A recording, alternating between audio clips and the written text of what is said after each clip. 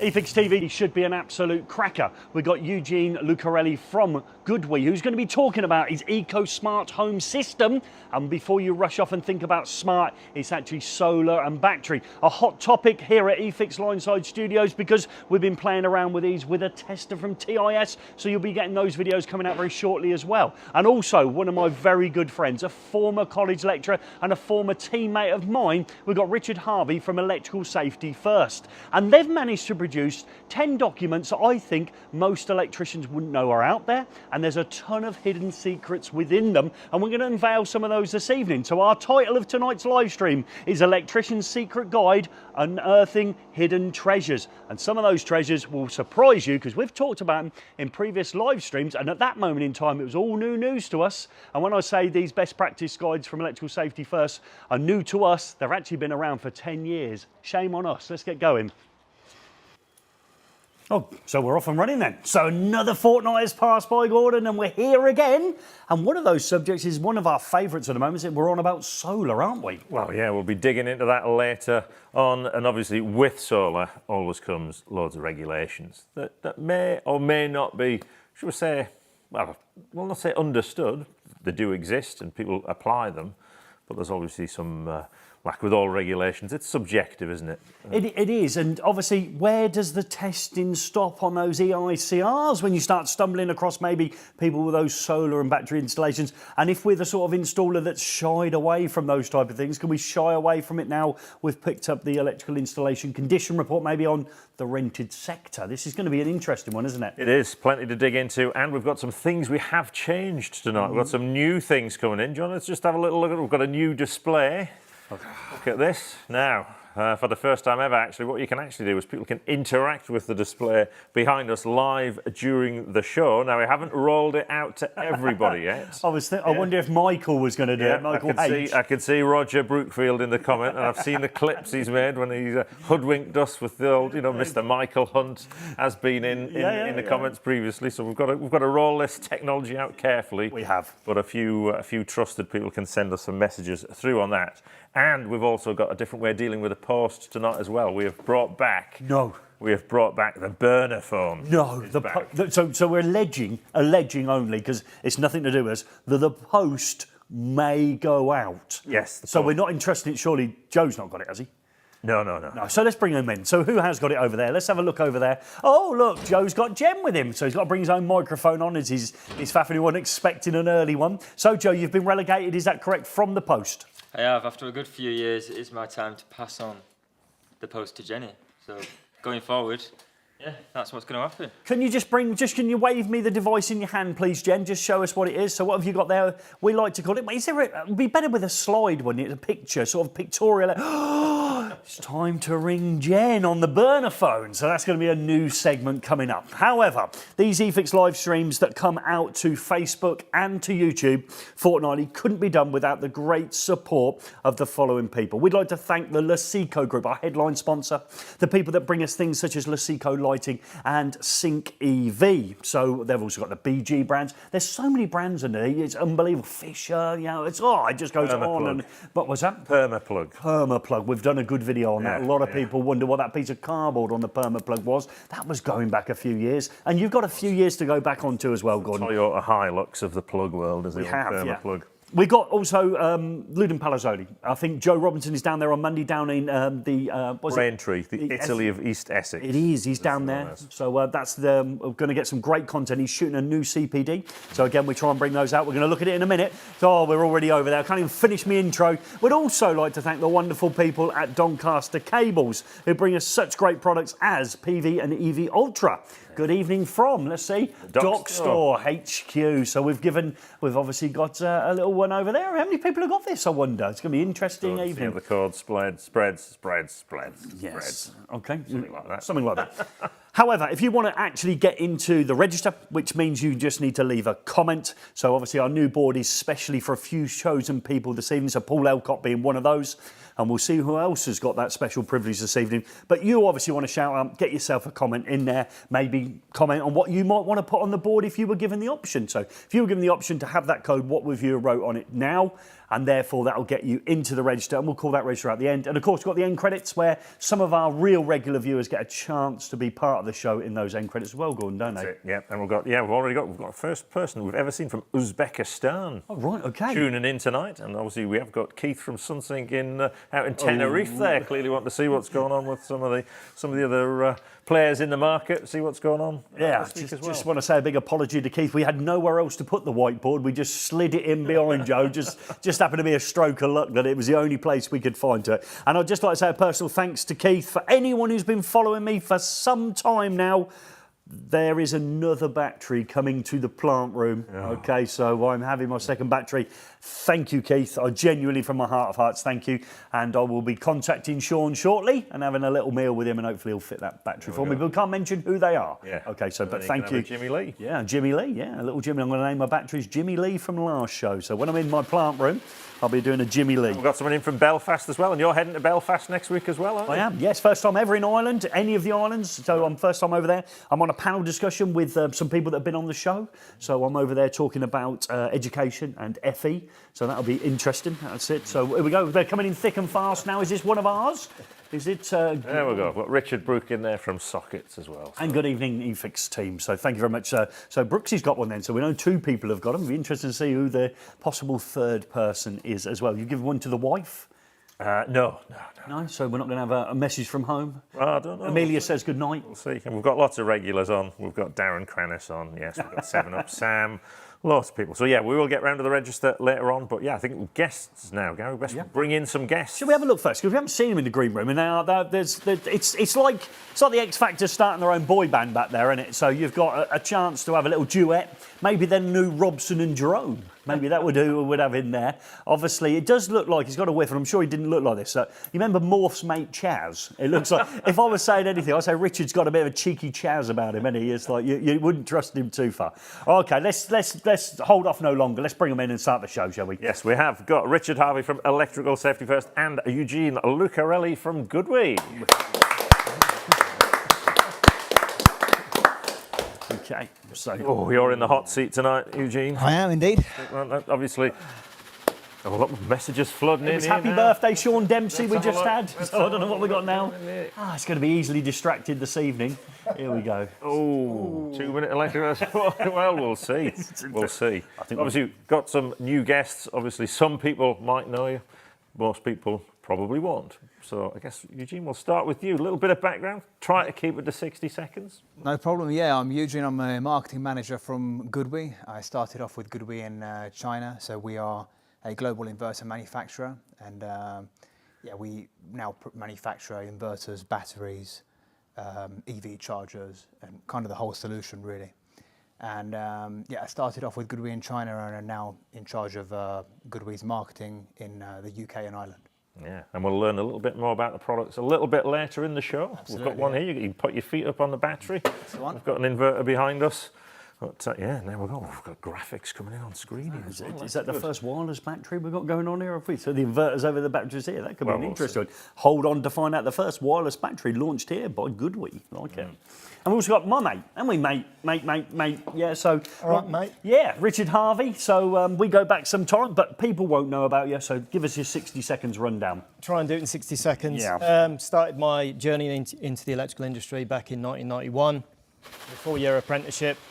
AM2 95, qualified in 95, 2391 in 97, and then updates on regulations, etc., over the years. Got my own NIC approved company for a number of years, come out of contracting in 2015. Got into teaching, met yourself, went through that journey through education, did Cert Ed and various assessing awards, etc. Worked for a private training provider for 5 years. Then worked for another FE college for 3 or so months. Great opportunity came up to work for Electrical Safety First as an electrical installation safety engineer, which obviously I couldn't refuse.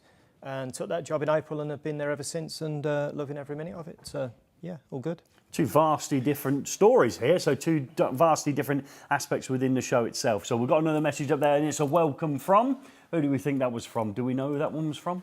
I would imagine that could be our third. It was you. Oh, now we got the staff kicking in with messages. So what a lovely touch. So we'll come back to that board at some point and perhaps have a conversation on why you got that in. But yeah, interesting. Now 60 seconds. That seems a really quick time. Do you agree, Eugene? 60 seconds is a fast time. Do you think 60 seconds is a fast time? Unbelievably fast. Yeah, so of course when we think about time, speed and installs, it brings me straight away to the race. Now, it does mean that other people need 60 seconds as well, Gordon, don't they? It does, yeah, and obviously it's time for the audience to join in the fun. Now, obviously, Richard, huge career started in teaching. We obviously say them who can, them who can't go into teaching, and then work with Gary for a while. And then rule the industry, I would suggest. Rule the industry now. Obviously, did he leave the tools because he's slow? But it is your time to join in. We've got 2 contestants on the challenge wall tonight, so you guess the times. So you need to do 2 things. You need to guess the time and the person who's fastest. So you think if Eugene did it in 2 minutes 32, put Eugene 2 minutes 32. If you think Richard's hoodwinking us with all his experience, put Richard and 7 minutes 59 down, and we'll see when those times come in. And if you do that, straight after it, we're going to announce the winner tonight. Once we've done the boards on there, you get to ring Jenny. Right. Okay. So that seems like there's a few extra steps in there. We're going to trust our audience, aren't we? Because at some point, when we obviously can work out who first of all is fastest, and that time they will be given permission to use the burner phone. Yes. Now it could be that people could take liberty on that, couldn't they, and sort of step in and think that they can do it. We're trusting you this time. It might be the only time we ever use the burner phone, and we don't want that to happen. We want to use it on a regular basis. So please bear with us, and we will turn it off afterwards, and it will not be turned on until next time we go live. So people getting halfway there. So most people are getting in putting the time in. You do need to put the name with it. So yeah, there's a lot of people going for Richard here. You've hoodwinked them with that electrical background. Eugene, have you got any electrical background? Not really, no. No? No. Bit of DIY at home? Ooh, a little bit, yeah. A little bit? Bit of flat pack? Yeah. Yeah. God, yeah. But anyway, people often surprise us that loads of times coming in here, so I think we can. Yeah, it's good. We haven't seen these. We have no idea of the times, so we don't even know who's up first. So we're going to bring them in. We're going to live commentate. Look at that when you can put your time in live on the show. So here we go. He thinks you're going to win, Richard. Who's up first then? It is Richard. Oh, Richard's up. Yes. Wow, that was an aggressive start, Richard. All right. It looks quick. We'll be the judge of that. Quick. So no tape. You brought your own tools, but you forgot the tape. Oh, interesting. Oh, so we got that out early. The cable and putting it down. There's somebody who's used a screwdriver before, would suggest there. Well, you can use the handle. No, that was quick and speedy. I like that. Are they still toe cap trainers, or are they? Certainly are. Yeah, I thought so. Look at this. So we go. First time up. Yeah, saw that. First time up. Yeah. A new camera angle there. That looks good. I like that camera angle. A bit wider. Oh, look at this. Roundless. Yeah. So we're in. So we're into the consumer unit. This is the Lasico consumer unit. Yeah. Look at this. Concentration. Yeah. 20 amp circuit breaker, and you've got a choice of 2. I think you'll probably go far left. 6. And you're going to use number 6 for the protective conductor as well? Yep. Oh, will we see a whiff of a torque screwdriver? Oh, look at that. We didn't feed him. We didn't feed. Yeah, having a munch. Yeah, absolutely. Oh, can you open the case? You're going to use the step? You're going to use the old Darren Kranitz? No, I didn't need the pink step. No? Okay, get Darren on. Oh, it's back in again. Oh, the moistness of that handle. Yeah, okay, I like it. Did we have to share, Eugene, or did you use our less damp ones when you had your go? I don't want to answer that question. I don't really know, to be honest. All right. I don't want to know. It'd be silent, clever there, leaving the. Didn't have you done as a croppers man? Has always been a croppers man? Yeah. Okay. Yeah, no worries. Bit of cropper. Yeah. So stripping. Around the croppers, are there? CK. Wow. Everyone uses CK. Had them for years. Yeah. Not used them for often. Yeah, okay, we know that. So I like that. You drag the CPC out, and then you're going to put. Are we going back there for 2? That's brave. Normally, I'll put the 2 in the socket just to make it a little bit easier for you. Okay, you've gone back there because that screw head has taken a right bash in. We're still on the original box and socket from all those years ago, folks. That shows you how good that BG socket is. It's fantastic. This is pretty rapid, this is. Well, it looks quite quick, to be fair. Did you use knee pads back in the day, or were you? I certainly did, and I've still got them. Yeah, I'll say. They trouser need, or are you just going hardcore today?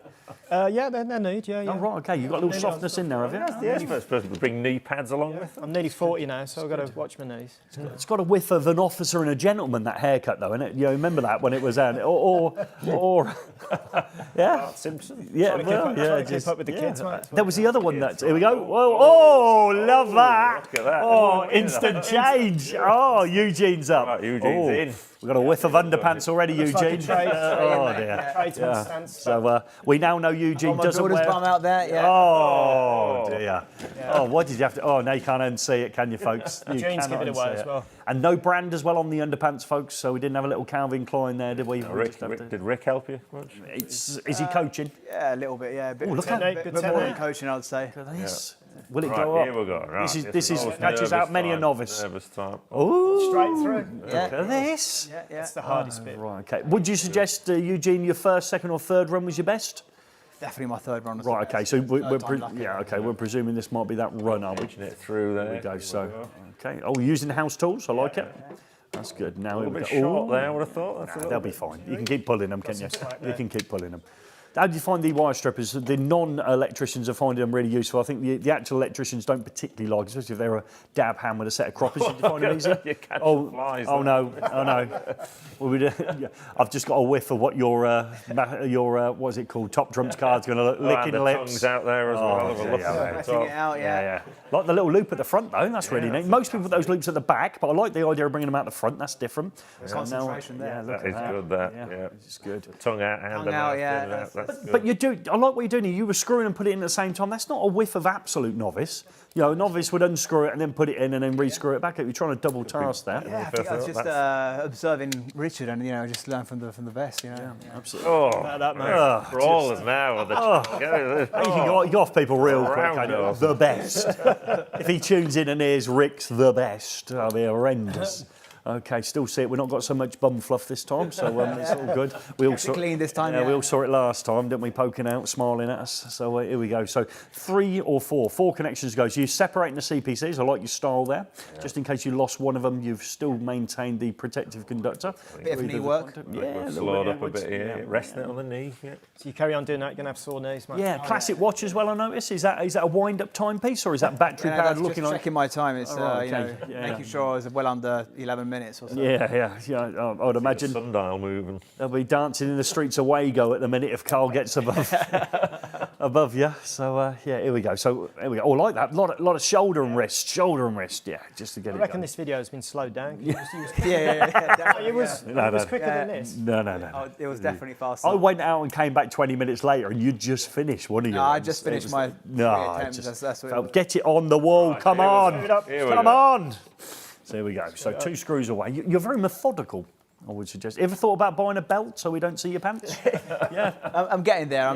They're available, these things. Yeah, well, they still don't have an inverted brand for belts, so Right, Well, okay. you never know. Look at the time. People have noticed that clock. It's gone on about 12 minutes, hasn't it? Here we go. So, you're looking up at the same time. Yes. Oh, it felt a lot slower in real life. Well, we know what we say, Gary. If it looks slow. It usually is. Yeah. Yeah. So I would suggest. it's not always about speed, is it? It's about safety. No, it is when you race though. So I've never seen Usain Bolt stumble out the blocks and walk down and say to himself, "Well, I made the final. I was come 8th." He sort of tried a bit hard because he understood the concepts of a race. That was the idea. It's electrical safety, though, so it's safety first, not No. Richard looked like he was trying quite quickly as well. So there's no get out here. Touche. Touche. They slowed yours down. They slowed Yeah, yours down, we mate. must have done. So they slowed it down. Yeah. Well, we have got Neil Bridgman's on as well, so we'll have to find out if we're in outrageous territory. Oh, are you over 4 minutes? Either of you over 4 minutes? Let's have a look here, because obviously he would So be we got resigning that one up from and the press easier. industry. Yeah, I'll pick that one up. Oh, that's All right, I'm on tripod cam. So there we go. Oh, I thought Griff was faster than Darren. So who are you going for first? You look. Who are we going for first? oh dear. Right, okay, well, Oh, hang on. Let's just see what we got. What we got? let result in. Here we go.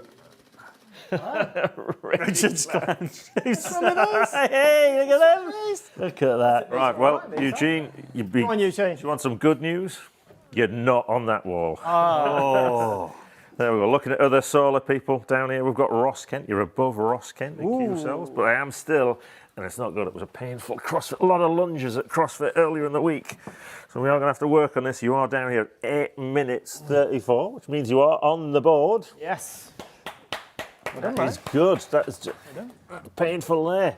Oh, that is That is a good effort from where we came in at, not doing any from where we started. to where we finished. Yeah. Richard. Let's have a look where this outrageous territory is. So show me Well, where it is. outrageous is obviously anywhere below 4 minutes. Yeah.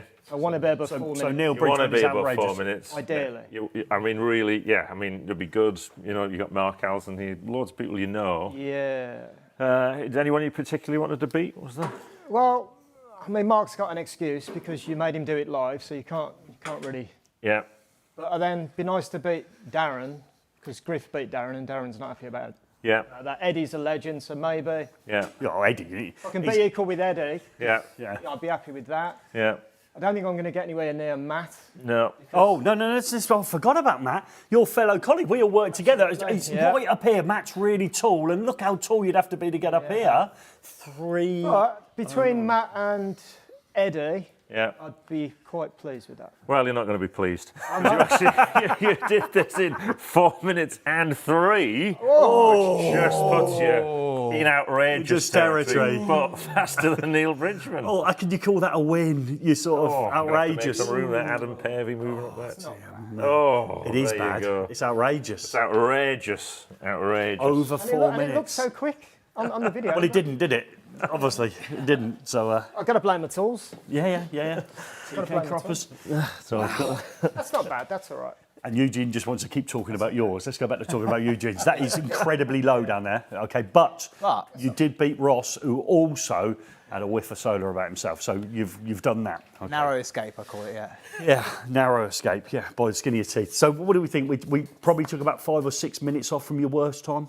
I think you were in Easily, yeah. in a phenomenal territory. I was about to win the reverse league table, yeah. Yeah. So yeah, well done for that. Yeah, but we have a winner. We have a winner. Oh, right. The audience booth. We have James Kane has won that with the time. He was close to the time. Now he has to ring Jenny. Bring the. So does he had the? Is he had the? No, he's got a number in the comments. It's time for him to ring. He's got 10 minutes to ring Jenny. Okay, so got to ring Jenny. And James what Kane, information? regular viewer. Information we're trying to ascertain off is his name and address, I think, isn't it? Ask him where he works in the country, Jenny, because we know where he lives. We know that, but people in the comments might not. So, loads of people there, outrageous. Darren Cranis feeling safe there, up there. Obviously, I'm sure he won't mention it that often. Oh, did Darren beat you? Just. Only amateur. Yeah. Oh, yeah. I mean, and he wasn't tall enough to do that. If we were Disney, he wouldn't have been allowed on, would he? Because he didn't get above Mickey's right hand. So and he still beat you. Oh, we beat you comfortably, didn't he? He's up there with Griff, and Griff teaches as well. So you've really let teaching down, really. Actually, I think you're the lowest teacher. So if we look at the top, obviously we've got Matt O'Dell was a teacher. We've got Jake Hardcastle was a teacher. Marcus Barrett was a teacher, and then we come down below outrageous territory. You're the worst teacher on the board. Well, I always was, so. Well, yeah. Unbelievable. I'm not proud of it. No, on that note, I would suggest. Well, it's brilliant. Yeah, we're in the stage. We're hoping the burner phone rings. Okay, we've got 10 minutes for that to ring. And if that does ring, we may nip over just to hear the one half of a conversation with Jenny. But we have got some devastating news, haven't we, about Jenny that we got broke to us today. Yep. So Jenny came in. We're having a little bit of a group. Burner phone. Good evening, eFIXX. How can I help you? Hey, James. Congratulations, James. Right, I think everybody can hear you, James. They can hear me. Yeah, James, where do you live and where do you work, please?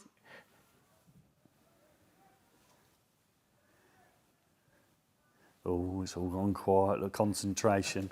Look at that. We're getting, so. Okay, and can I take your full home address? Oh, look at that. Yeah, look, full wants private numbers, all sorts of stuff. What shenanigans are going on here, Jenny? The trouble is, I can't hear you, James. Yeah, I bet you can't. Sounds like a dating line to me. Excited. We've got some. We'll carry on. We'll carry on. We've got some crushing news, haven't we? We got it broke. We all were stunned, weren't we? We stood there in a conversation in a circle, and Jenny just randomly blurted out, "I am taken." So a lot of people have commented, "No wedding ring." Okay, so they obviously think now the burner phone is available. There's a chance to sneak in there with a bit of details, passing phone numbers over. But Jenny announced she's taken, didn't she? There we go. Just randomly in a conversation. No, I couldn't believe it either. It was just out of the blue, wasn't it? Just, I'm taken. Yep. So, Rick cried a little bit. But I'm talking to Rick. Where is he? Rick today is actually 2 courses he's on tonight. He's doing a little bit of aqualung there, bit of scuba diving to catch a fish. So he's getting close to the fish. So fresh produce. We're talking unbelievably fresh produce. Yeah. Is he still working on his culinary delights? Is he? Well, yeah, we'll see if that turns into sushi or whether it turns into something else later in the show. Okay. Yeah. Oh, I think he's coming early. I think he's coming It early. wasn't as fresh as he thought. So yeah, he's working the late shift down at the fish and chip shop now. Oh wow. That looks like a large haddock. It's left the eyes in, I'm impressed. Yeah, well, just, yeah. That'll see him through the week. We're here twice on Saturdays. Okay, right. All the joking aside, obviously Rick's not with us. He's obviously at college, and we're ready to get into the meat of this conversation, aren't we now, Gordon? So, best practice guides, best secret, we think. You should say best secret guides, okay? So we're finding stuff. We've got some great slides, and we're going to run through those slides in order to navigate ourselves through the great content and some of the things that you want to highlight as well as we go through. So are we going to start with the first slide then, Gordon, and see where we are? Yeah, so obviously, well, before we go to the slide, John, it's just a little bit of explanation. That's where we're going on the slides, but until a few weeks ago, electrical safety first, we didn't delve too deep on the website, there we go. We didn't really know these guides existed. And I feel quite disappointed because having come from an educational background, if I'd have found these, I could have maybe chopped them up a little bit and made some decent notes out of them, or at least had it as a homework task, read a guide, etc. There's some valuable information in there for everyone, including people that are training, but I think the people that should have known about them, maybe some of them are sitting down at this round table, aren't they? Yeah, so we were a bit embarrassed. But they haven't been out for long, though. I said in the intro, they've only been out for 10 years, haven't they? So it's easily missed, isn't it? Easily missed. And we're going to highlight some of these as we go through, aren't we? Yeah, so I dived in first, I had a quick flick through, quite a useful one, app for what we're talking about tonight, the one with solar, connecting microgeneration system in parallel with an electric supply. So basically, Must be a new guide, though, that must be, because it's a hot topic at the minute. That can't have been out for long. When was that published? This particular issue was published in 2015. Ooh. So it is due an update. That's issue 3. Swing and a miss. And we're currently working on it as we speak. But because, new technologies are coming out all the time, changes in regulations, etc. Before we release it, we need to make sure that the information is the correct information and it's up to date. And with that in mind, is there something in there that maybe we could highlight that the viewers could say, oh, I didn't realise that was going to be a hot topic to do with solar, maybe covered when this guide gets updated, because that's some of the information you're sort of circling around. Could you sort of break a little bit of a nugget of news on that for us? Well, there's obviously a concern within industry regarding bidirectional or unidirectional devices and where we can't use them. Because if you think of a solar PV system, in effect, it's a generator. So the devices you're using to protect that circuit, to supply that equipment, needs to allow the current to flow in both directions, basically. Okay, so unidirection in one direction. Absolutely. And that's what we're used to seeing. And we see a consumer unit, we see the outgoing side of it, and we believe the electricity is going out of there. Great. Yep. And then if you can get a bi-directional device, it's actually feeding itself back in, but its characteristics remain the same. It works in the same way, but in reverse. Now, there is a chance that some of the devices out there, I'm being very politically correct here, when we're talking about things with electronic components like RCBOs, maybe don't work very well going the opposite way. So there is a workaround. Let's do the workaround first. What should we do? So ideally, if you can, the protected device you want to supply that inverter needs to be not an RCD. Okay, so ideally... Wait. I'm going to ask somebody else that answer. Eugene, what device should I install? The one we talked about earlier, so we're not going to fit an RCBO. You said to me clearly, your instructions said we would fit. You've gone blank again, haven't you? You don't understand the question. You said MCB earlier on to me, guys. You said you fit MCBs on them. I'm sure you fit MCBs. You were going, what's an RCBO, weren't you? That's the one, Okay, so I've probably thrown Eugene there, haven't I? A little loose one. So MCB, that was your first default answer early on, and that's our position, isn't it? Absolutely. So if you can use an installation method that doesn't need additional protection by an RCD, i.e., don't keep the cable inside a wall at a depth of less than 50 mil. Put your money trunking. Yeah, exactly. Then you're removing that potential problem. Okay. So obviously we're not going to go any further than that because there's a lot of work you've personally been doing on this. That's right. But as that guide gets updated, we're going to have to wait for that guide to be updated when a lot of people have agreed the information and then it's released. And what's really nice, isn't it, Gordon, the amount of people that are involved in making these best practice guides, isn't there? Yeah, if you look in, the great and the good are in there. There's almost everyone. Sometimes known as the Who's to Blame page. Yeah, there it is. So let's have a look at these industry heavyweights as we go down there. British Gas, I didn't see that one coming, but they're in there. Sitting Guilds, so of course there'll be 3 multi-choice questions and none of the answers will be right. And then EAL, there'll be easier multi-choice questions allegedly and none of them will be right. And then as we go down, we see people like NAPE and that. There is one powerhouse of the electrical industry, I would suggest missed him from that list. I can't see eFIXX on it, so where's that? Where's eFIXX? Which should be on there. Do you reckon, Gordon? We just commentate, Gary. Yeah, We don't okay, want to be. yeah. I can easier imagine that committee meeting takes a lot of time. Yeah, we don't want any of that. Yeah. So, we wouldn't be able to put these guides together without all of those contributing organisations helping us out and contributing to put them together. So it's not us as an organisation, it's not our view, it's not Electrical Safety First view.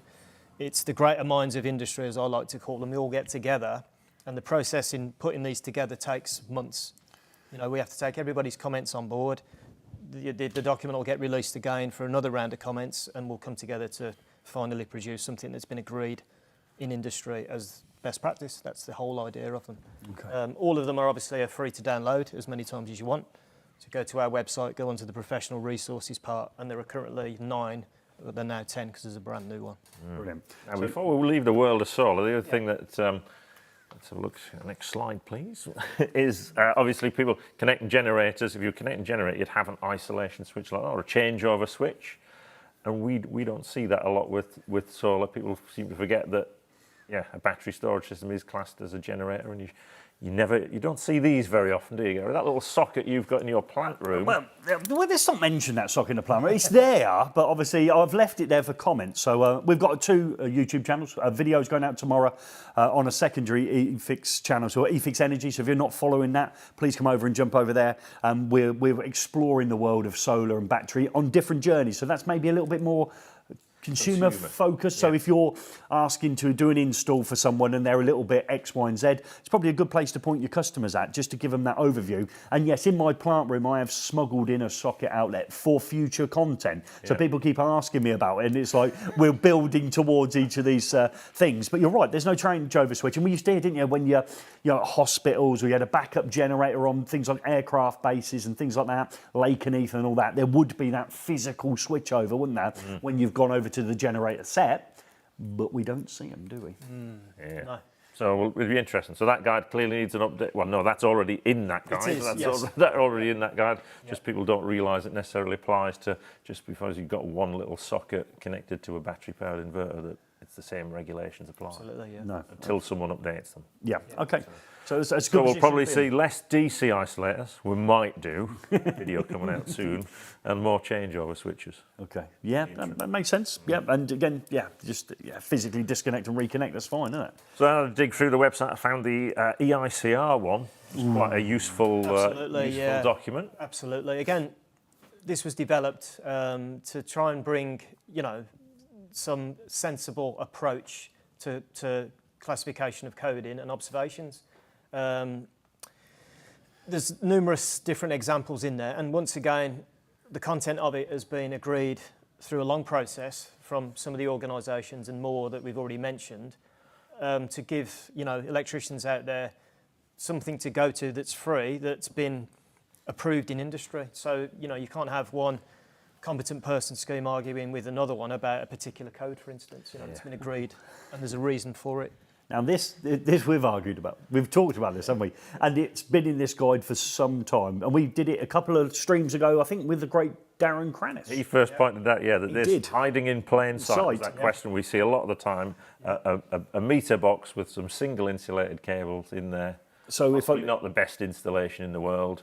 No. We're not suggesting it's the best practice, but this was the code to do it. So single insulated cables in a meter cupboard, which can be only operated with a key or a tool, is an enclosure. And I want to clarify this for personal reasons, because I had some questions come to me through different ways, that just because the meter and associated equipment is in some sort of timber structure that maybe the customer built and all the rest of it, does that count as the enclosure they're describing there, Richard? The meter cupboard that is, embedded into the fabric of the building. Yep, the white one on the outside. Will be made to a product standard. Okay, so you're telling me Dad with a bit of timber and a few spare tiles from the kitchen would not meet. No, okay. So yes, it is about the enclosure, the meter box. Okay, we're not about just putting a curtain around a consumer unit and everything will be okay. And the other key part is that it can only be opened with a key or a tool. So if the door was missing or hanging off or broken, then consequently you might increase your coding. So those little latches with the hook, that doesn't count, does it? You just pull it up, okay. So that's what that one's for. We've covered it. We hunted it down. We had how long ago did we see that job that caused us all the problems? Yeah, getting on for a couple of years. But the answer's always been in that guide. Been hiding in that guide, the clarity that people that we didn't know about. Which is free. How many other people didn't know about it? That's the thing. I would suggest anyone else, when you sort of go and do your competent person scheme and they're coming round to do your assessment and you have to have all those books out, I don't think it would be bad to at least be giving those a nod that you're reading those as well. Everyone gets guidance notes 3, on-site guide, regs book out, never ever read them. They're crystal clear, brand new out the cellophane. And then the stuff that actually makes you understand them, you don't bother reading. Yeah, and considering that the competent person scheme have been involved with putting it together, but equally they're also important, especially best practice guide 4, for the recipient, for the customer. Because if, somebody carries out an EICR and they suggest that something is a potentially dangerous situation, if they've used our guide, that can also be given to the customer to say, look, this is what's been, agreed in industry, and we're not trying to say that you need something doing because you need it doing. Right. So it's not just for the electrician. No, you can they're freely downloadable from the professional resources part of our website. Right. And certainly when I've carried out EICRs over the years, I've given them a copy of Best Practice Guide 4 as well and said, look... Well, that's your new stance, that is, isn't it? That is, though, isn't it? How come you never mentioned it when I worked with you? Yeah, all that time we were trying to find decent notes on stuff. I think we wrote a guide to the schedule of inspection. We did. It's got a whiff that the answers were in a book that you knew about. Yeah. Nice of you to put me through that misery. We spent hours writing that schedule. We did. Yeah, we wrote a good effort at that one. Well, thank you for not telling me about that all those years ago. Okay. When's your probation up? Okay, we thought Richard was great. He's been glad to be working. Some secrets you've got to keep to yourself. Yeah, absolutely, you did. Yeah. We got any more slides on that? Another useful one out there, found Best Practice Guide 5, which is another one we get a lot of questions about, which is electrical installations and fire performance, or rather maintaining those fire barriers in a property. There's tons of useful advice in there. Yes, very good. Like back-to-back sockets, when you do need to seal up the back of consumer units and things like that, and the ever-present downlights. So we've talked about that endlessly as a team, haven't we? The back-to-back socket one, we nearly made content on that, didn't we? You seal at the back of the consumer unit, but it's attached to a wooden building. Absolutely, or a brick building. What's going on there? And all the answers are in there, along with obviously once you penetrate a fire barrier, there's the information that you need to in order to restore that. Yep. I like the picture you used. I would suggest that was one that maybe had failed. Okay, I like the way because you used to just have like a 5 on the front. That clearly says that one's about fire, doesn't it? Yeah, well, we've tried to make the guides clearer as to what they're actually about, what the content is for. And, if it's to do with fire, then, something's on fire, it's clear, isn't it? Simple as that. Yeah, it certainly is. And it's the way you've done the roof. I just wondered whether there was a solar panel on there. I'm sure we'll come back. Not with you, sorry, Eugene, we're not suggesting yours. But again, it's something we've got to think about, haven't we? So we're talking about a building. We tend to talk about worrying about fire spreading through the building. We don't certainly want the fire to spread into the building, do we? Now we've got solar. So these things are developing all the time, aren't they? And these are things that these best practice guides that are free to download from your website would be a good read. That guide in particular breaks down some of approved document B as well. And my colleague David Powell has broken down some of the tables in there and made them easier to understand and put them in the guide. So, what constitutes a fire compartment? Where do you need fire-rated downlighters? Is it a single-storey building, 3-storey building? I find some of the approved documents difficult to navigate, so we try to simplify some of the more important information out and drop it into there. Yeah. So it's very useful, it's good. Yeah. Because the NHBC publish a similar one, actually. They do. And now I know where they've got their information from, because it had a whiff of that. They hide that one well as well. But this one, it seems like they've been delving into here to find some of that information. It's embarrassing. It was embarrassing to us, wasn't it? When we stumbled across them, it was like, wow. And it's great because you mentioned it there, you and David, fairly new to the roles, and for the first time ever, not everybody, I'm sure not everybody, but certainly on LinkedIn, certainly at events and all the rest of it, it's like electrical safety first have now turned up. So we didn't know they were, they weren't there before, and now all of a sudden they've joined the party. It's like, well, you knew? Is this a new company? What are you all about? Yeah. And actually, we won't go into the breakdown of the business, but the business owns, or certainly has a foothold in a lot of major businesses within the electrical industry. Yeah, absolutely, yeah. We didn't know who you were. So yeah, that's right, It's kind of hidden away, but... Yeah, like your guides. Again, they're free, so, Right, and we go on. And then we've got a new one, haven't we? We've got Brand new one. guide number 10, Yeah. which is electrical safety standards in the private rented sector. Yep. So this was launched a couple of weeks ago, a couple of years in the making, and the main aim of this guide really is to provide some kind of transparency and consistency, around periodic inspection and testing within the private rented sector, within domestic accommodation. So obviously we worked tirelessly, with the government to get the PRS scheme over the line across all 4 of the UK nations. And it's important, isn't it? Because, the dangers involved with anything to do with electricity are major safety concerns. And, not all landlords are going to be the same, are they? So some will take it seriously and some won't, in terms of making sure that the fixed installation, the equipment and everything associated with that is safe. And, we've pushed to get the legislation in place. So this guide aims to break down the legislation and make it simple for, landlords to be able to comply with it. But the guide is not just for landlords, unlike the other guides which are specifically, really for electricians, etc. This one is useful for the landlord, for the inspector carrying out the periodic inspection and test, but equally the recipient as well, because Yeah, so you're covering those 3, which makes sense. Then the person who's having it, person who's doing it, and the person who's receiving it. Letting agents as well. Yeah, the guide is good for all of those. But again, I think if as an electrician you can read the bits that benefit the person you're working for and the person you're doing it for, okay, that helps you understand what their expectations is as well, which is great. Yep. And then I think about where we're going next. What about where we're going to have tons of solar? So I know this is the rented sector, but you go back, Gordon, when the FIT tariff was in, and you say had a string of properties or a large amount of properties where you're going to get all of the generation given you back as cash. As a landlord, you might have thought that was a gamble worth taking. Yeah, well, that's fair. We learned on the last live stream, wasn't it? There's 900,000 properties with feed-in tariff. Yeah. A lot of them be residential. Yeah. They've probably been in now over 10 years. A lot where you go. So obviously they'll have had a test because you're supposed to. And well, you think not long ago they were forced to get them tested every 5. So so I don't think you could have escaped that loop. And yet you've never heard anybody saying, how do I test solar panels on the ICR? So that's a tricky one. Do you want that one? Yeah.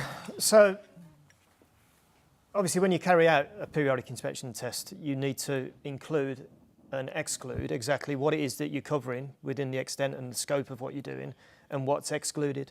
So if you've got sufficient experience, knowledge, competence, etc., to carry out an inspection of that particular area, then you can include it within the scope. If you can't, because you don't have sufficient experience and knowledge, etc., then you need to exclude it. Now let's all just take a moment just to absorb that information. I've invited an electrician in to check my dwelling. Okay, you'd expect them to have the competency to check the wiring system within it, and we're going to see in a minute whether they can with some of the paperwork. Yep.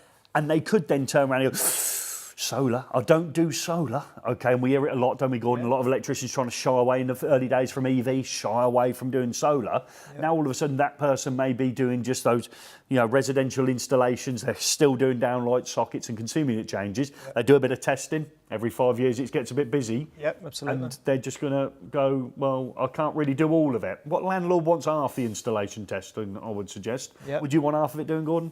No, well, you'd think, hold on, who've got through the door here? Doesn't know really. I thought I've got an electrician in. You can't do half the job. Yeah. So. Again, in the comments, maybe if anyone's picked up any work off people, because all of a sudden there's a barrier when they get to testing the solar stuff, that would be great to hear. But if you don't hear it now, I think it's something you're going to hear in the future. Because those electricians that are shying away from those will all of a sudden be faced with that plant room possibly. Yep. With maybe a basin and a toilet in there, and they'll say, well, hang on a minute, I can only test up to the isolator. Yeah. I can't do, and you've got to test the other side, haven't you? Yeah, of course you have. Well, somebody has. Well, if you can't do it, then as long as you include that within your extent as to exactly what is covered and what isn't, and make the landlord aware, or the owner of that installation aware that, you can't do it, but they need to get it done to make sure it's safe for continued use. There's 2 people entering, you ain't getting the work. I don't care how you dress that up, you're not getting the work. Gordon, got any more slides for me? We have going to dive into a little bit of detail on some of the common errors people make. So some useful advice here. Again, within an ICR, obviously it should be carried out in such a way that the recipient, the landlord, or the people or the person that's using that installation can understand exactly what's in the report. And there's a couple of examples here of, common errors, day-to-day reports that we see day in, day out. For instance, extent of the electrical installation that's covered by this report. Well, it simply says 100% installation. So what does that actually mean? Does that mean everything's covered? What about the equipment that's in there, etc.? Is it all the wiring? Is it the consuming it? What exactly? It doesn't tell you anything.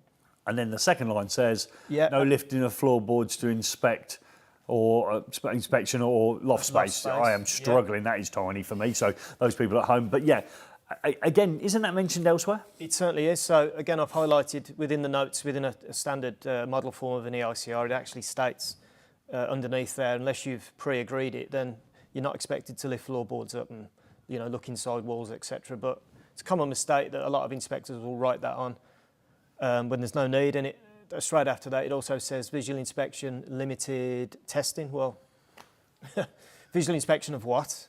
And limited testing of what? Exactly. So It's all right, it's been agreed by the client. Oh, right, okay, we're all good. Yeah. And I've left the solar out.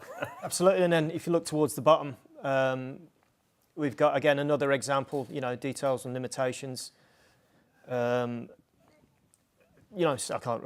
No, that's great. Well, let's pull the next one in, because there's some great bits as we go through it, some really good nuggets. So we've all been here before, and we're looking. And again, I'll be honest now. When these first really came into sort of the focus of people ticking them, they sent us out of the company I was working with a model of how to fill these in laminated. Absolutely, yeah. And every electrician I worked with when I was training copied the laminated one, because that was what they said it should look like. So as we look here, tick all the boxes. Well, whatever it is. So we've got some crackers on here, some ones that we've pulled out in teaching as well. You want to start at the top and then we'll come down halfway?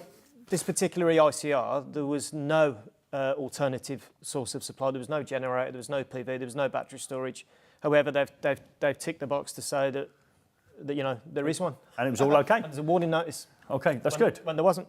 Okay, so again, that's got a whiff of maybe, just ticking around. Now, the next one's a classic. We've done this in teaching, haven't we? Absolutely, And this is one of those ones, forgive yourself if you make a small error here, because you see RCD. So straight away, you're probably, that's as much RCD, as I'll tick it. You're not going to read much more, are you? No, not at so all. I'm in. There is RC. I've got RCBOs, they count, they're RCDs. Common one, yeah. Provided fault protection, including RCBO. So we're talking, when we used to train, it was like the circuit was really long, the fault looping bins was too high. One of the solutions was to install an RCD. Yeah. Okay, because then you'd have a loop tester in line and neutral, and also where we've maybe got a TT installation, where you can't achieve your disconnection time by a circuit breaker or a fuse, etc. So more often than not, that is actually going to be not applicable. Not applicable, absolutely. But how many people are ticking that because they see RCD? Yeah, and RCBOs. Yeah, again, but of course the regulation number is there for those who want to go and find out the answer. Absolutely, with each of these inspection items, the idea is that unless you're 100% sure of what it is you're actually supposed to be inspecting and verifying, the regulation number's right next to it. Yeah. So you can go and look at that regulation and see, what should be there. Is it there, yes or no? Simple as that. This installation didn't have an SPD. Okay, but it was functional. Exactly. And of course, we've already said that there was no generating set, and again, So it's almost, I don't want to say, it's becoming worthless, isn't it? This piece of paper is becoming worthless. Yeah, so it's either they're not understanding what it is they're inspecting, or is it because, you're using a software now to fill out the reports and they're not checking them, or they automatically tick them all for you and you're not going back. Yeah. Trigger happy with the software. Yeah. It could be a bit of that. Or you're pulling one in, cloning one. I like that. Potentially. A little bit quicker, and it just changed the name of it. Obviously. Again, it's inaccurate, isn't it? Yeah. It's inaccurate, Yeah. Any more on those? Have we really? Oh, these are going to be good, aren't they? Oh, here we go. Right, okay. Yeah, lean in. C2, we love a C2. Yeah, there's a few questionable ones here. We've got there item 6, so cables within cupboards are secured with plastic cable tie wraps. Well, I know myself, whenever I've come out of the closet, it's always a worry that you're going to get entangled in cables, especially when there's a fire. Yeah, maybe I should use maybe cupboard rather than closet there. Do you agree with that? Yeah. So again, absolutely, ridiculous. But again, for the recipient, immediately that one item itself, C2, that's something that's potentially dangerous. But there's no additional information with that. There's no explanation.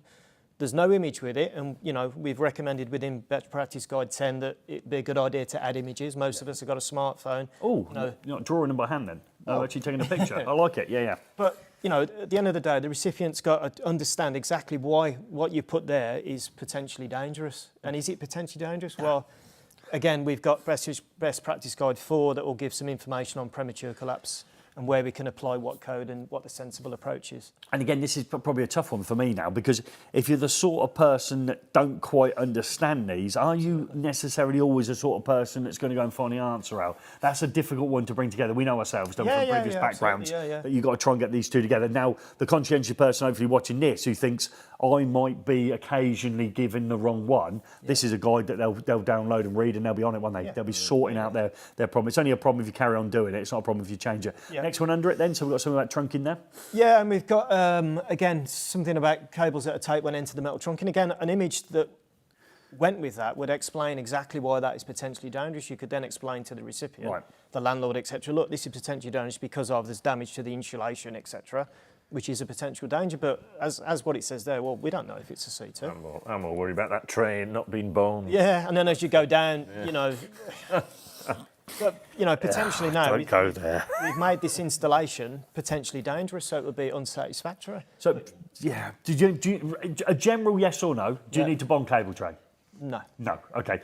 Only if it's inadvertently earthed and we can go there. But when we used to train, didn't we? How many times did the training assessment have a piece of tray that was not touching anything? And they made you bond it. And we've questioned this numerous times over time. Absolutely. So, and again, that's terrible. And if it starts doing it wrong at college, you'll do it wrong forever, won't you? Yeah. And we don't want to go down the do you need to bond or not bond, because we've got enough. Got a great video on that. Yeah, we have got many great videos on that. Again, we've looked at issues with the report itself, with the inspection schedule, and again we've got a few mistakes with your scheduler circuit details.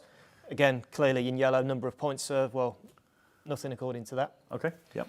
Another mistake that you see quite frequently in terms of maximum disconnection times, depending on what the circuit's supplying and the type of circuit. So we've got a radial circuit to another microwave 40 amp supply, 0.4 second disconnection time. So again, I forgive people here because this is such an easy one to do. Because if you think of an MCB, I know when you go to the page in the guide, etc., you see it goes, it tells you disconnection time parameters, but we default to 0.4 for MCBs. That's what we were taught.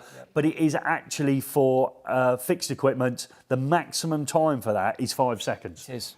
Yeah, it won't disconnect in 5 seconds. No, of course it won't. It's a 5 second maximum disconnection time, and I forgive people for that. It's an easy one to do, but easy to get your knowledge back round. We're not talking about a socket circuit there. We're talking about fixed equipment. The maximum time is 5 seconds. Yep. And does that carry on then down the chart? Yeah, then you kind of the rest of them are 0.4, which is fine. But then you kind of get an issue where you've got. On your new scheduled circuit details, you've got some columns for your overcurrent device and then obviously some columns for your RCD. So they've got 60898 MCB, which is your overcurrent device. And then you've got the number, your BSN number for an RCBO, 61009, which of course incorporates overcurrent. So a slight error again with the BSN number that I would suggest it's a 61008 device. They've put 80%. That looks like an added box in there as well for that, because isn't it after the 100% value? It's asking for the 100% value from the regs, of course. Because it says BS7671, we're looking for the 100% value, and then it's down to the engineer, the design, when he takes his value to understand if he met 80% or less than that is fine. If he met the value, they'd understand he actually failed. Yep. Okay. Yeah. So again, it's got a whiff of this electronic stuff. Hasn't really helped you at times, has it? Not really. And we've seen, through our inquiries, we've seen quite a lot of EICRs and EICs are sent to us because the recipient is unclear about. The information within that, it's not clear. Well, this looks like one I've filled in. It's got like 3 words in it. This is a Gary one, this is. Again, summary of the condition of the installation, Reasonable. Yeah, I like that word, reasonable. It's reasonable. Reasonable, yeah. So, reasonably unsatisfactory. Exactly. Top right-hand corner. It's reasonable, but it's unsatisfactory. Yeah, it's reasonably unsatisfactory, yeah. And then they've made a recommendation that it's further inspected and tested on that date, but of course you're then supposed to, include in that box. Yeah. For specific reasons, and again, it's reading between the lines. Absolutely. And then another example again, Section F recommendations. It's got a recommended date for the next inspection and test, again, for the following reasons. And the reason they've given is to reference Guidance Note 3, Table 3.2. Guidance Note 3? Okay, tables, Yeah. okay, that's Which is interesting because that specific table gives us recommendations for verification. So that's for the designer to consider for the first interval, for the first periodic inspection and test, not of an existing installation. What should go in there is your recommendation based on what you've seen, who uses the installation. Yeah. Is it any exposed to any external influences, etc.? And that's what it says for the following reasons. So yeah, let's just clarify that. So we could look in there and it say that a dwelling's up to a maximum of 10 years. Yeah. But you've gone in there, you've seen a deteriorating system. It may have had a certain amount of work done, insulation resistance starts falling, and we give it 2 or 3 years. We ain't got to go to 10, have we? No, of course you won't. And is there any regular maintenance? And probably in a domestic dwelling, probably never. No. Who uses the installation? What's the utilisation of it? Is there any special installations or locations in it? Is there any equipment outside that's subjected to, any rain, water, moisture, and all the rest of it? It's based on, and that's why it asks for reasons, what you've seen, and why not add a few images in that to try and explain it to an ordinary person so they understand what your recommendations are and what they're for. Good What's information. it based on? Yeah, and again, great information in Best Practice Guide 10 details that. Okay, so there's a lot highlighted there. We won't pick them all out. Yeah. Let's pick out the gems on this page.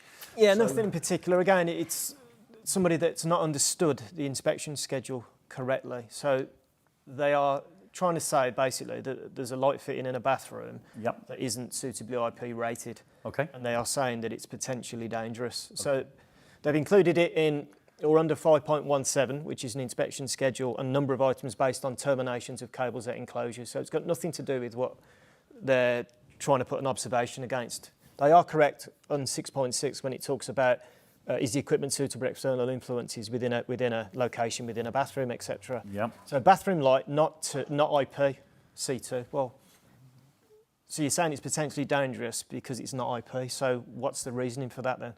Is there evidence that there's moisture gone in it? Is it failing? What's the reason for it? Where's the image that goes with it? Yeah. Often missed as well, isn't it, that people presume a light fitting is within the bathroom, effectively zones. Is it in the zones? Yeah, It's usually it isn't it? 2.25 metres tends to be, and then you get to the ceiling, don't you? And often people do think those fittings are in. Now, don't get me wrong. I think they've got to match the environment they're sitting in, and they're certainly not within the zones. And I think there's a sort of misconnect there in it. Yeah, but if there was additional information with that said, look, bathroom light is not suitably IP rated for that location, and there is evidence of ingress of moisture, terminations starting to rust, etc. Then potentially it could be potentially dangerous. But again, there's information in Best Practice Guide 4 to go with that. Okay. So, I like that one at the bottom there. Self-tappers used for distribution board. That was a C2. That's C2. C2, yeah. Yeah, I would have used a number 8 wood screw myself. I would say it's fine.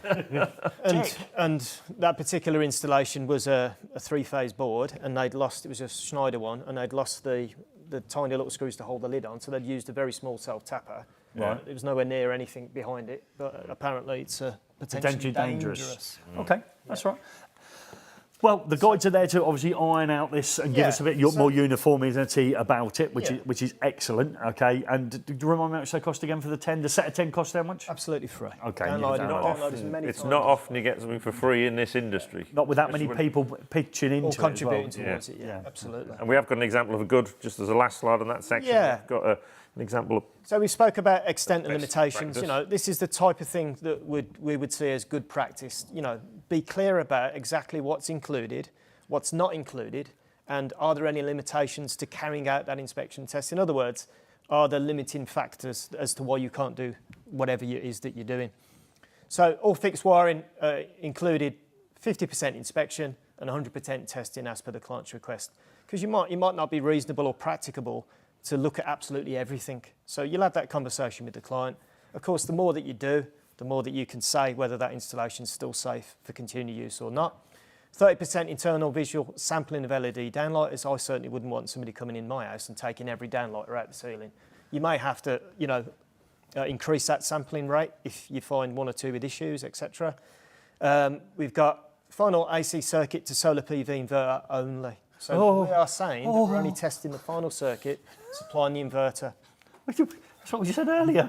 So Because- so you're okay. The body swerved out of that one. So, Okay. and then client look to arrange that for that solar PV system inspection and test separately, including obviously the DC strings and the arrays. That's down to the client. I've let them know it's excluded out of my scope, but she'd need to get somebody else, or they would need to get somebody else. Yeah. Equally, and we see a lot of issues around the fixed equipment. So equipment that's within, that fixed installation that's permanently connected. So maybe an integrated fridge, cooker hood, your boiler, etc. Are they included? Have you verified that they're safe, especially if they're class 1 equipment? Fire alarm system, again, you might not have, the sufficient knowledge, scope, etc. to cover that. I've said that they're not included. We have advised the client now to arrange to get those done separately without delay. And again, anything that we've sampled, so we're saying 50% inspection sample, I'm going to include with my EICR a sheet detailing which socket I took off, which switch I took off. Oh wow. So next time, Yeah, in you 3, can mix 5, it up. I like next time somebody comes, you don't want to sample the same samples, do you? Because you're not getting an overall I didn't view. think of that. That's and again, brilliant. Yeah. good information again within best practice guide to give you an idea of what you should be doing. And that's why we call it a minimum spec. Yeah, so what a cracking document. And again, I would have screenshot that. That would have been a screenshot for me. I would have used those words and all the rest of it. You would have just copied the words. Maybe I would have typed it out once and then digitally. No, I'm joking aside. But again, I think that's a good screenshot just to give you a little bit of a push through. And again, with the guides and the rest of it. But how good's that? That almost, we see it a lot, don't we, in commercial installations where every socket and switch is labelled of which device it is. Yeah. You couldn't do that in a dwelling. But again, to be able to identify that I did the certain number of sockets in the kitchen, next time you go, if you were really intelligent, you'd do the other ones, wouldn't you? That's a nugget of information. I mean, sometimes you can tell, if some of the switches or sockets are tiled around or painted around, you can see which ones have been removed. And, let's be honest. I've just thought of a better way. Okay, so you're going to like this one. So what you do when you do it, you make sure they have all the white plastic caps the little in the cut- switches. God, So then when you go back the second time, you can see the ones that you thumped out. They're now not got a setting, and you think, I'm going for the rest of them. And you punch them ones out. So until you've got them all gone, then at least over a period of maybe 15 years, you've actually done every accessory in there. Like that one. That's why they're in there. So when you go back on residential... Like tamper seals, are there? So, no, it's identifying sockets been tested. Stickers across them, so you know they've been done, It's good. That's why they're there. But we Everybody are- thought of that. You can have that one on me for free. I'll come We up are with that one. planning then, me and Dave are then going to do some individual videos on the different Yeah, sections. moving on quickly. So, video-based content's available here at eFIXX and always has been and always will be. And if you want to hear from the best, better than all the rest, dedication's what you need. There you go. Right. Thank you, Mr. Hardcastle. Okay, moving quickly on. Yep. Well, it's time Welcome back actually to a little break after that. Quite a bit for people to take in, isn't it? Certainly has. We're going to have a little for me back- personally. a quick break. Okay. Oh no, it's not the quick break, is it? It's quick. We're going to pop over to Innovation Corner for a little product that popped in this week. Welcome to Innovation Corner, the segment of a show where we explore the latest products in the electrical industry, including some hidden gems you may have overlooked. This week, we are exploring a great new product for metal munchers, the trunk clip from MetPro. This widget has one purpose: quickly securing steel trunking to channel systems. It means you don't need to drill trunking and try to line up with a springless or zebedee, so put that drill away. Here's how it works. Insert a pair of trunk clips into the channel and attach it to the top surface of your metal trunking. Job done. Trunk clip is compatible with 2, 3 and 4 inch trunking from most brands. We think this is another great innovation from MetPro. Let me know what you think in the comments. I'll leave a link to the product so you can give it a try on your next project. So Azuri Electrical there, you said in there. We saying it correctly was the thing. Azuri. Azuri? Yes. Azuri. Azuri. Azuri. He's already screenshotted the bit you... Oh, so, yeah, he's cut from the same cloth. Yeah, I met his daughter last time I bumped into him. Still waiting to meet his wife again. He knows why. So all good stuff. Yeah. So, yeah. And so great little innovation there from MetPro that we put out there. That was a divider on... people, people like, oh, you're de-skilling the industry again, was in the comments out there actually. We call it increasing productivity. Oh, yeah. I think is the old. That is a great little product, isn't it? It is Once super. you'd figured out what to do. Yeah, I must admit, when we got it, we were a little bit, befuddled by it to try and get it. And when we just couldn't believe it. We pushed the lid on. It was like, great. Now, you quite rightly said to me, it's likely to be like we hear at Lionside Studios, a more up to the ceiling style one clipped in place where we obviously hung it on the side. it still hangs fantastic on the side. There is no issues with it. It was incredible. Now, you're probably not going to say it, so I'll kick you in here. Did rather well on a grown-up platform called LinkedIn, didn't it? It did. It's the first video we've ever had sort of go viral. I know we don't make a big thing of this, but yeah, it's over 500,000 views now on LinkedIn, which for LinkedIn is quite a tough. It's not really a video-first platform like YouTube or TikTok or as Instagram's increasingly gone. Yeah, it's gone berserk on LinkedIn. There's people from all over the world chipping in on that video, so I think they've got a winner. Yeah. What I would like to say is, on the side of it, because it forms that sort of curved shape on the side of the trunk. For data. Dual functioning. Your data people will be able to get, if they spot that in a roof, they're going to be filling that up. And they've got an earth metal screen between that and the mains voltage. Wow. So there's no crosstalks and hubs. They're all over it. They're on Clover. I didn't even think of that myself. Yeah. Maybe there's a quick short coming up maybe around April. Yeah. So, look out for that one. We've got a good one coming in April. Yeah. Round about the opening part of April, we like to do a good video, don't we? Normally around the first. We'll give them an end-of-year heads up there. Yeah, we're working on it already. We're all on it. Yeah. And, Darren, Chris, what about the 5 performance of the clip? Well, you'll have to ask Met Pro on that one. Yeah. Fully metallic, isn't it? So, it is fully metallic. It's obviously how does a spring retain its springiness in that instances? Will it move or fold or something under? It's actually under the lid and clamped in place. So, Yes, it is actually. Yeah. So it's actually, in the lid, and that's what actually adds some more rigidity to it. So there's a lot, there's a lot of metal there. Remember, if it's an absolute roaring fire in that room, we're not at that moment maybe too concerned, are we? It's the getting out bit, isn't it? It's that early stages of fire. And then before we move on to our next one, we're going to dive into solar. And people have already asked what's happened to the Makita coffee machine this week. It's still up there at the top of the board. We're going to be coming back to that a little bit later after the next session. We'll see where Rick's been up to. Where is Rick at the minute? I think he's obviously Rick. Normally he's been doing a bit of scuba diving, just to remember to catch his tea. And he's working the late shift down at the fish and chip shop tonight as he's part of his catering course because he likes to broaden his horizons. I tell you, most people have used AI to maximise their production at work. We've used it to mug off Rick every week. That's what we use AI for. Yeah, fantastic. AI generated images, and then we add Rick to it. But we've also, while we're on the subject of innovation, we had an Ask the Audience in. So we had this one popped in from Facebook. Someone dropped this in Messenger. So this is. Apparently, someone wants to find out where you get this device is, and it's a device you can put through a conduit entry and remove the paint from around the hole to attach that. What do you call them, Gary? What, banjos? Banjos, yeah. What did you really call them? Banjos. Banjos. They were always called banjos. Do not get confused with earthing. No, they were earthing rings. Yeah, sorry. Yeah, they were earthing rings. Sorry, apologise. So does anybody know in the audience where you'd get a tool like this from? That's a good question. And when we did it, we made them, can you remember, we made them lay it on, put a template round with a Sharpie pen and then scratch out perfectly the paint. So when you dropped it back on, you couldn't see where the earthing ring sat. Obviously, it wasn't a banjo. It wasn't a musical instrument. It's a classic one. But yeah, dropped it on. Imagine having a bit of kit like that. Again, just makes life a lot easier and look perfect. The only thing I would say in a college setting when you do that, it corrode very quickly. Yeah, so it looks great once. It's a rusted bucket then afterwards. What's that? The hole you've made? The hole, because that steel's straight out into, you put it back in the stores, rusts out, but it's good. Yeah, no, it'd be interesting, wouldn't it? Everyone would like one. Again, that's got a whiff of a brocket about it, doesn't it? You're like, if you can't find one, surely someone's going to go out and make one. 3 or 4 of them in different sizes. I'm thinking maybe a 25mm one, just throwing it out there. 32 might be interesting. Might be a good size. Yeah, just be a good size. I'll have a little cut. Look at him. He looks. He's a lad, isn't he? He's back in. He's finished. He's in the comments now. He should get one from China. But right. Okay. Yeah. There'll be somebody who'll have a TikTok or a tool tip out. What's it called? That thing? Temu might have one on it. Temu, cracking platform. If you find it, put the link in. If anyone's not looking for those little stocking fillers for Christmas, Temu. Oh, it's a fantastic place. I don't know where my spoons have gone. Got a secret Santa. Shovel spoons have gone actually. No. Temu user. My wife is actually. Yeah. That's Christmas sorted. We'll find out if you. If you get a bag full of naff stuff, you know where she's been. Yeah, absolutely. Don't go too heavy. Yeah, for now. It's good. So we're gonna spray. We're struggling on that one. As no one's come in and said, "Oh yeah, I know where you get one of them from." Not even Eddie. Not even Eddie. No. I would have thought he would have been all over that. So that's the one. Interesting. Yeah, but again, it's people would put that in if it was the right money.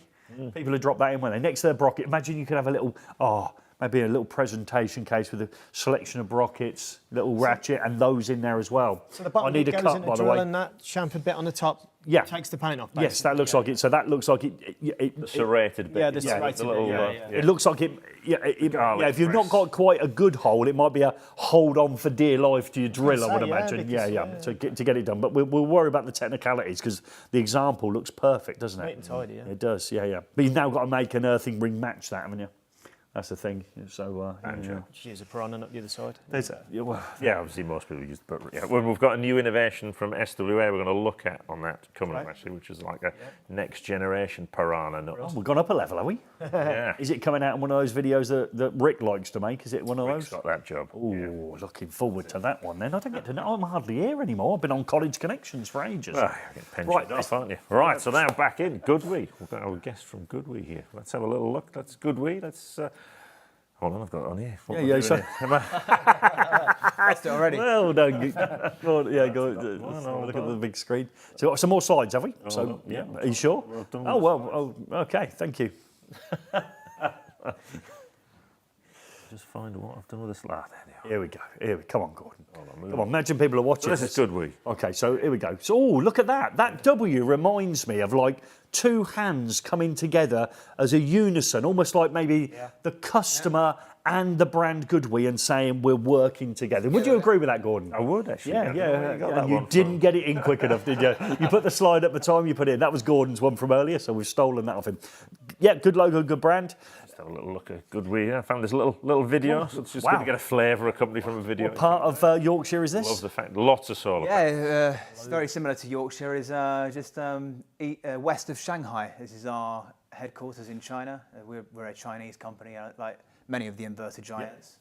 And we've now have more than 4,000 employees, and many of them are in R&D. So as a company, we've got this huge factory in China, which is obviously very similar to Yorkshire. We've got a huge team, and as a company, we're always very proud to be at the forefront of innovation. And we've got some products here today. You got that. Looks that This beast here. it's quite a nice looking battery. That I think It looks wireless to me. It looks wireless. Do you want us to have a little look then? So bring the camera. That's a home storage battery. And we've got the inverter behind us on the wall there, which is quite a good-looking inverter there, isn't it? That's nice. Yeah. It's good. Is it? Yeah, nice. I like that. Lovely. Yeah. Now, when we think of batteries, okay, I'm a big battery man. I like a battery, I like a battery. Kilowatt hours. What are we looking at for those? This module here is 5.4 kilowatt hours. Yeah. So the good thing about this Lynx U battery is that you can connect up to 6 in parallel with our ES32 series, which is that hybrid inverter just here in the background. So you've got 5.4 kilowatt hours on one module. You can connect up to 6, and you can have up to 3 inverters in parallel. So if you imagine if you've got 6 of these is about 32 kilowatt hours. Yes. 6 for each inverter. You've got 3 inverters, so 18. That is a total of more than 90 kilowatt hours of storage, which for residential solar, We call it a large house. Residential solar. Want to see the panel layout? Yeah. You notice the garden out there? Well, actually, it's actually a sea of solar panels. So 90 kilowatt hours. Okay. Yeah. That's probably the top end. Yeah. The top end of it. And what's the largest battery I can have for residential for a single unit? What we got in the Goodwe range? Are we at 5.5 or is it bigger? The good thing about the Goodwe portfolio is that we have a very large portfolio. We've got, in terms of inverters, we've got everything from 0.7 kilowatt all the way up to 250, now 350 kilowatts. Wow. So that's everything from residential to utility scale and solar farms, right, and everything in between. Utility scale? Yes. Just Fields, Gary. That's solar farms. yeah. So okay, imagine we're watching it. Okay, so we're talking about having. Know that. I do know that. So we've got an inverter there that can deal with that huge, and it is the solar farms that we're looking at, yeah? Yes. Now, when we talk about breaking into, obviously, the UK market, I would suggest if I was starting up in, say, China, and I had all this R&D and development, I probably wouldn't perhaps pick the UK to be the first place that I sort of push my products out to. Where did you start? We don't get much, do we, Gordon? We haven't done much recently. No. So where did it start off? Where they we've put been around for 13 years, and 10 of those years have been as an international company. So we've had, I think our first success came in Australia, but in the last 2 or 3 years, I'd say the major companies' operations have shifted to Germany, the Netherlands, Central Europe, basically. That's where we have our We have a very large market share there at the moment. We are, I believe, the second largest inverter brand in Germany, which is the heart of the European PV industry. And obviously from there we manage all those other countries. So we're very successful in Italy, Spain, Poland, Eastern Europe, all over continental Europe, really. And we should join them. We should, at some point, we should join. They sound like our kind of people. So, joking aside, and that makes logical sense. So, if you're sort of with your time frame and you sort of, we want to just circle around it, but there's obviously been an event in Europe, obviously, that's caused some energy crisis problems. But in the same time, when I'm thinking about that, I'm probably thinking, especially with Germany and places like that, there's been, whether we like it or not, I think it's a large adoption, but there's certainly been an adoption for EV in that time, however big it is. But if you've gone from nothing to wherever it's gone, that's a big change. Yes. So, of course, you said, didn't you, the minute you start charging your car at home, you start focusing in on those energy prices. So probably the two which coincided within a 4-year window of each other, I would say, the start of the EV boom and then obviously the energy crisis that we've had. That was a perfect time actually to bring the business through Europe and actually expand it. You know, it fell well for you. Yeah, no, we've had tremendous success in Europe. Obviously, you know, I think the energy crisis and that all played a role. But I think ultimately the biggest factor that made a difference was we just had a fantastic team in Europe who over the last 2 or 3 years have just had tremendous success through their connections, through their hard work, and through the quality of the product. I mean, you know, just the feedback we get from installers is. You know, but once they try Goodwe, they just stick to it. It's just, it's super easy to install. It's all designed to work seamlessly together, and we have all the components for it as well. So, you know, unlike a lot of other inverter manufacturers, you know, we started off as an inverter manufacturer, but we no longer class ourselves as purely as an inverter manufacturer because we do so much other stuff as well. We've got, you know, residential solar inverters, hybrid inverters. We've got solar batteries, different low voltage, high voltage. For residential, CNI, you know, commercial, everything. We've got EV chargers, single-phase EV chargers, 3-phase EV chargers, and now we also have solar roof tiles because we do obviously a lot of work also in the new build sector. Okay, so that's a one key solution. It's our concept of eco smart home, which is Goodwe R&D's new development. This concept of eco smart home. Eco smart home meaning all the designs for the smart environmental home designed to work together in one seamless unit. So purchase once, purchase everything. It's a purchase. It's in the ecosystem you're describing. That's really, that's good because, yeah. And again, that's one point of call and it's one point, you know, so if I want some support, I go to the one people. If I want training, one point of contact. Yeah, and absolutely. That saves you time and, you know, in this industry, you know, time is the ultimate currency. Yeah, so I suppose if you can get a job done a little bit faster, maybe you can get an extra job a week squeezed in, or an extra job in a month squeezed in, because obviously you're obviously earning a little bit more, you know, wonder. Now, obviously, for a lot of viewers, you'd be a new name in this country, I guess, because it's you know, we hadn't popped across Goodwe until we found you a few shows a while ago. But then we suddenly started seeing your installations. We've got an installer that we know, Deege Solar, who actually won our eFIXX Awards Renewables Installer of the Year this year. Good guys, yeah. And that's one of their jobs. Their installations there. So again, just because I had to do it, I double take this one, so I can clearly now see. I can see it. We've got some sort of roof over that, so it's probably been what we'd have called in my day a lean-to. Okay, but it looks like a little bit better. So obviously you can't. No, lean-to would have had bit of corrugated on the top, maybe asbestos whiffing around it. But this looks like we've got an upgraded version of that. Yeah, but what I would have done there, Gary, I mean, that's, you know, a lot of people struggle with the locations where to put inverters and batteries, and clearly they've found a space there under the lean-to, should we say? Yeah. And you know, but obviously the real solution's glaring in front of you, because next to it I can see some frosted glass, Gary, which means there's an ideal plant room there. There is. That's probably got a basin and a toilet in there. Could have put it in there. But again, they might not. There might be just an empty room, which is a plant room, which can clearly house solar battery. And then in the future, they wanted to take the upgrade, like I did. You can install the basin and the toilet to make it a dual-purpose room. So, Yeah, and that is a clever spot, Gordon, and you kept that one back from me, so I didn't steal it from you. I like it. So, of course, yes, it's staring you in the face where it should go. But again, yeah, that's a nice tidy install. Is that in that Deege again, isn't it? So they won Residential Solar Installer of the Year for the eFIXX Awards 2023? Yes, they did. Yes, they did. and the only thing we need to have a word with them about is obviously we've got the DC isolators on there, which people know we just bring that back in there. What makes you suggest? Well, because there's one underneath the inverter and you possibly don't need them. Okay, so you think there's two isolators there we didn't They need? could have got rid of that. That would have tidied it up a little bit, and you don't need that generation meter. So, and again, the bit that gets me on there is if you definitely don't need them, if you're going green, why are you installing something that sucked a load of carbon out of the planet that we don't need? Let's leave it where it needs to be, and let's remove those things. And have you got any content? I had a look at the inverter earlier on, actually. There's also a plug and socket for the mains connection as well. Oh dear. So, which I think is a great feature that you can actually remove with a tool as well. So you could start arguing about the other isolator. Yeah, but I'm going to defend everyone here because obviously this is what's been going on, and what I'm getting at just shows is they've been trained, and there is a question in the paper that talks about having a DC isolator before the inverter. Okay, after the inverter, AC one before On the DC side. Yes, there's a question in there. So I've had this shot at me at shows, and I was there with Griff from G-Tech at the time, which I understand now. I can see people's pain. If you've been trained to do that, it's a real tough ask to go away and do something completely different.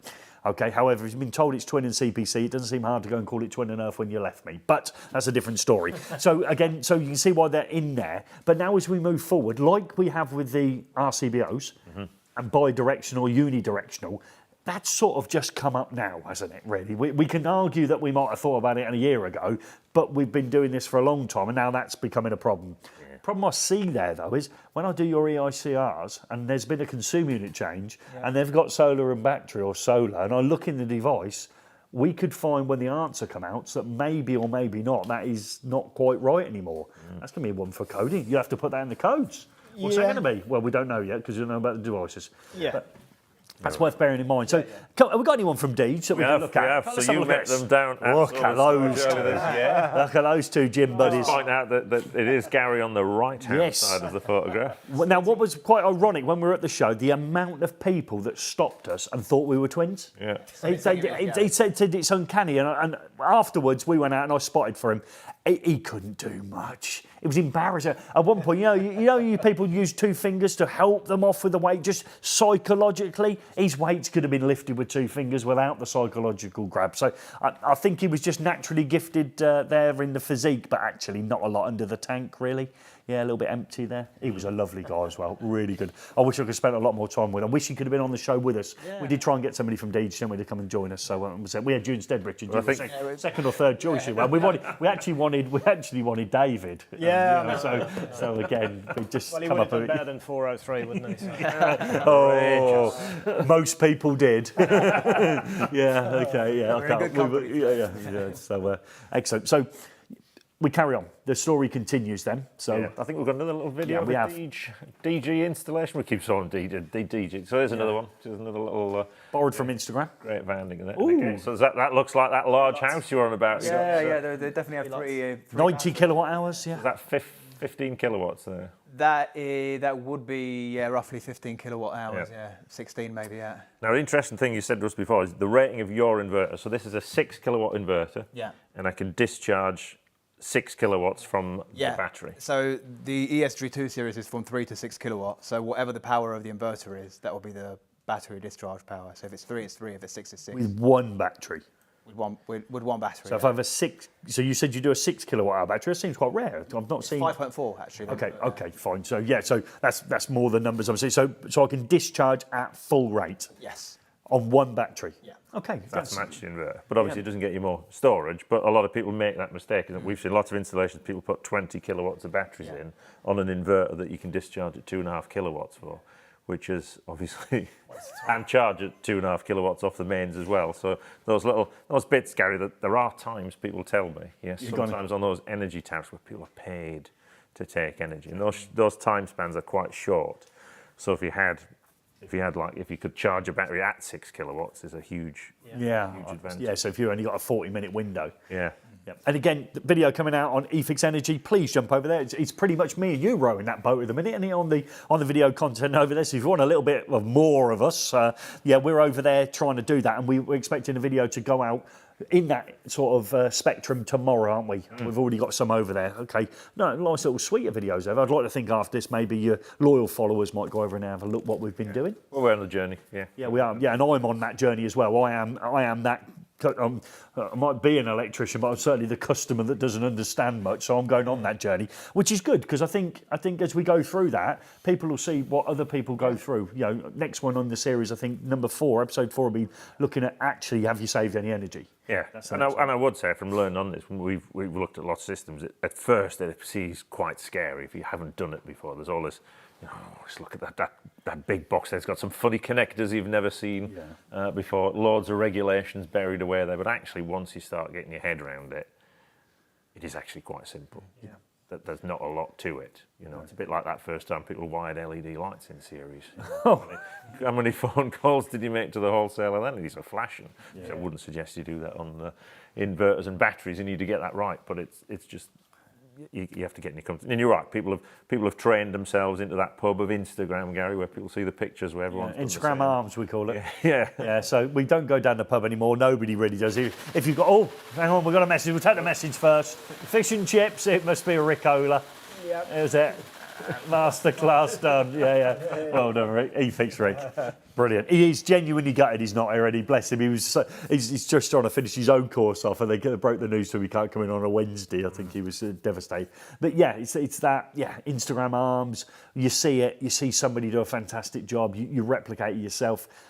Personally, I think there's nothing allegedly wrong with that because we are in a state of transfix. I mean, you look at the early EV chargers, and they were on metal posts next to metal railings, next to metal buildings with an earth stake, and we all made those mistakes as contracting electricians, and we did export the earth without realising it and all the rest of it. We're sort of in that position, unfortunately. If you're an early adopter, you sort of early adopt some of the minor mistakes. I would suggest that you think nobody purposely goes out to do that, do they?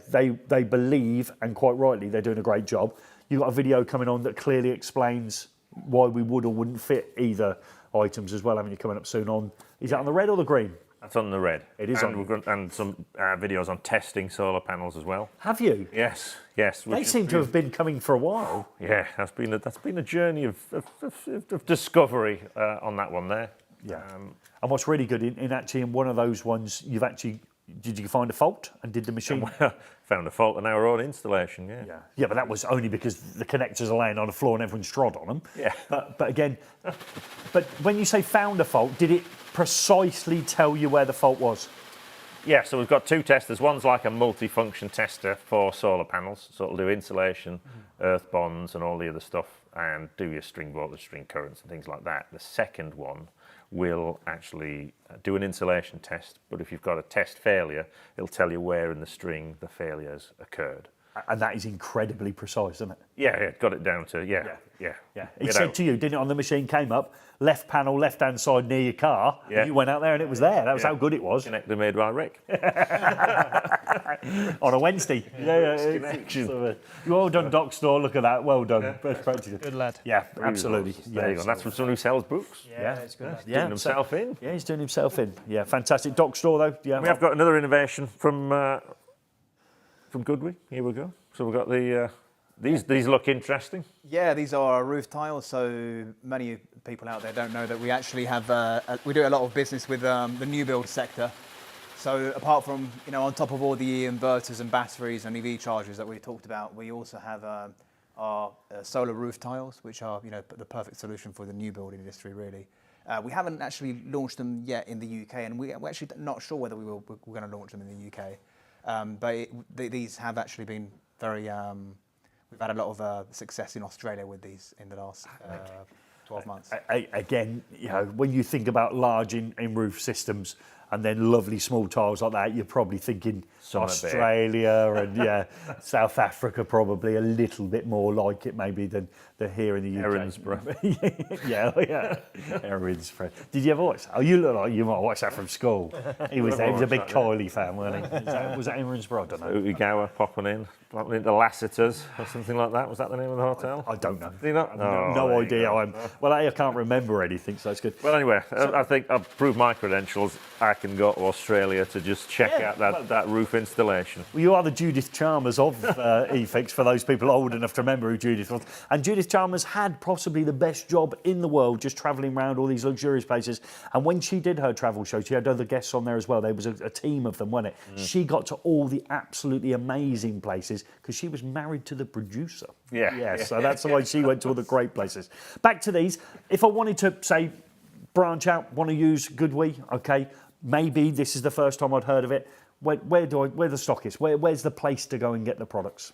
Well, I mean, you just need to make a Google search. You'll find a number of distributors who wholesalers that sell, Goodwe. So we're talking a major wholesalers in the UK will stock these major items. Wholesalers in the UK would stock these ESG2 and LinksU.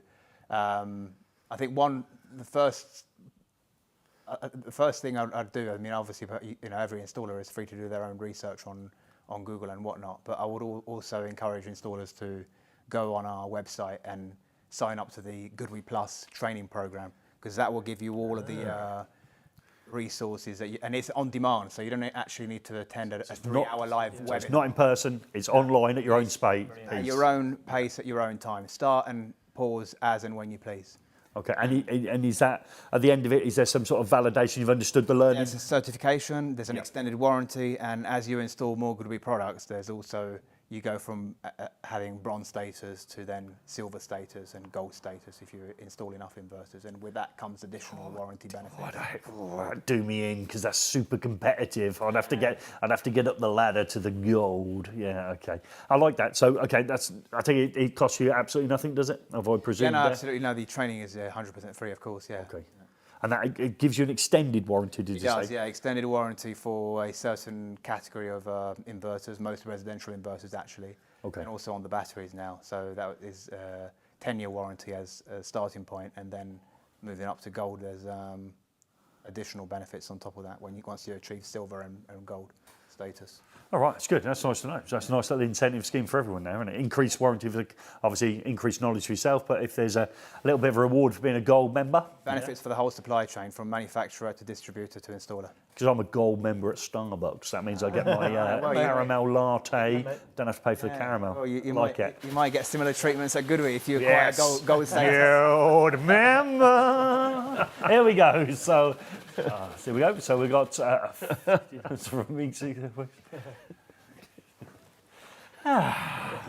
exits are located here and here. So again, I think one or two of our closest friends that have got the code are probably overdoing it now, aren't they? So for those trying to listen to us with the rattling in the background, what we got here? Regulation cornerback. If you didn't notice, we refreshed the show up at about Christmas time, didn't we? And again, we've refreshed it this week. We've got the burner phone. That seemed to have worked. So thank you very much for people holding back there. Obviously, Jenny's now got the address, so we can now clearly say that we've got the address of the prize that we never sent out. I even put it in the box. So I made the box up, I put the items in, and I've passed it on to Jenny. And hopefully Jenny's the most trustworthy member of the eFIXX team. Fortunately, she's not single anymore. She announced to us today she's taken. She's taken. Yeah, so there's no chance of smoothing her in on the phone. Okay, so yeah. What did you find out from James, Jenny? Was it a nice conversation? Very nice. Yeah. It's kosher. It's kosher. I know that for a while. Kosher. That's pretty cool. So these keep coming in. Rodney. Kushti, yeah. A customer announcement from Gordon Brandon. Your flyer's been catch. That's classic, yeah, because it is, yeah. He gets. Are you going back to Italy at some point, aren't you? Yeah. Yeah, because you've got solar and battery out there. You've got air source heat pumps. Getting a bit stuck in there. We've got a part 2 video to come up on that. That's good. Yeah, good of you to volunteer. An isolator in sight. Is there not? No. Okay, there is not. An excuse to spend a bit of time in Italy, eh? That's it. That's what we like. And I'll go anywhere, me. App.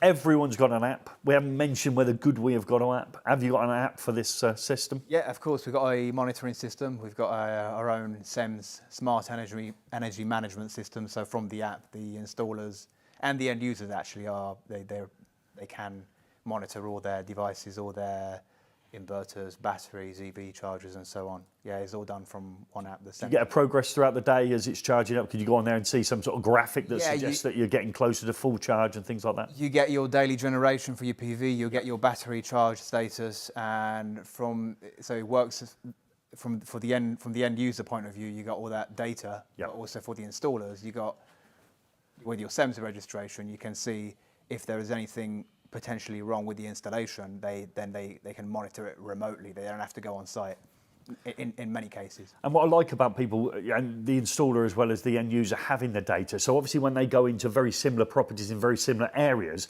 and they're asked to suggest what that payback is, and wouldn't it be great to be able to go, well, hang on a minute, I've got a year's worth of granular detail here because I installed one 3 streets away on the same facing with a similar number of panels. You've actually got the data. You know, that's live real-time data. There's no, faffing around with calculations and all the rest of it. Can I have my battery, say, charging off the mains? Can I use one of those agile tariffs to charge it, or are we relying on the sun on the battery at all times? Yeah, no, so the system will always prioritise, unless you've changed the setting, it will always prioritise battery charging. That's from the sun? From the PV, yeah. Yes. Yeah. Now, if, for instance, I lived in a flat and I wanted to introduce this system, can we just charge it purely off the mains? Has it got the ability to do that? The inverter or the battery? So obviously you have to go through the inverter because we're still bringing AC in. Yeah. So bring AC in, okay, and I want to charge my batteries because I can't have solar panels. Is that a system that's offered? Not that I'm aware of, no. I don't think that is. No. So there's that's the problem with coming to the UK. I would suggest that's where you'll probably go next with the products. What are we on here? So it's discount codes. Oh, yeah.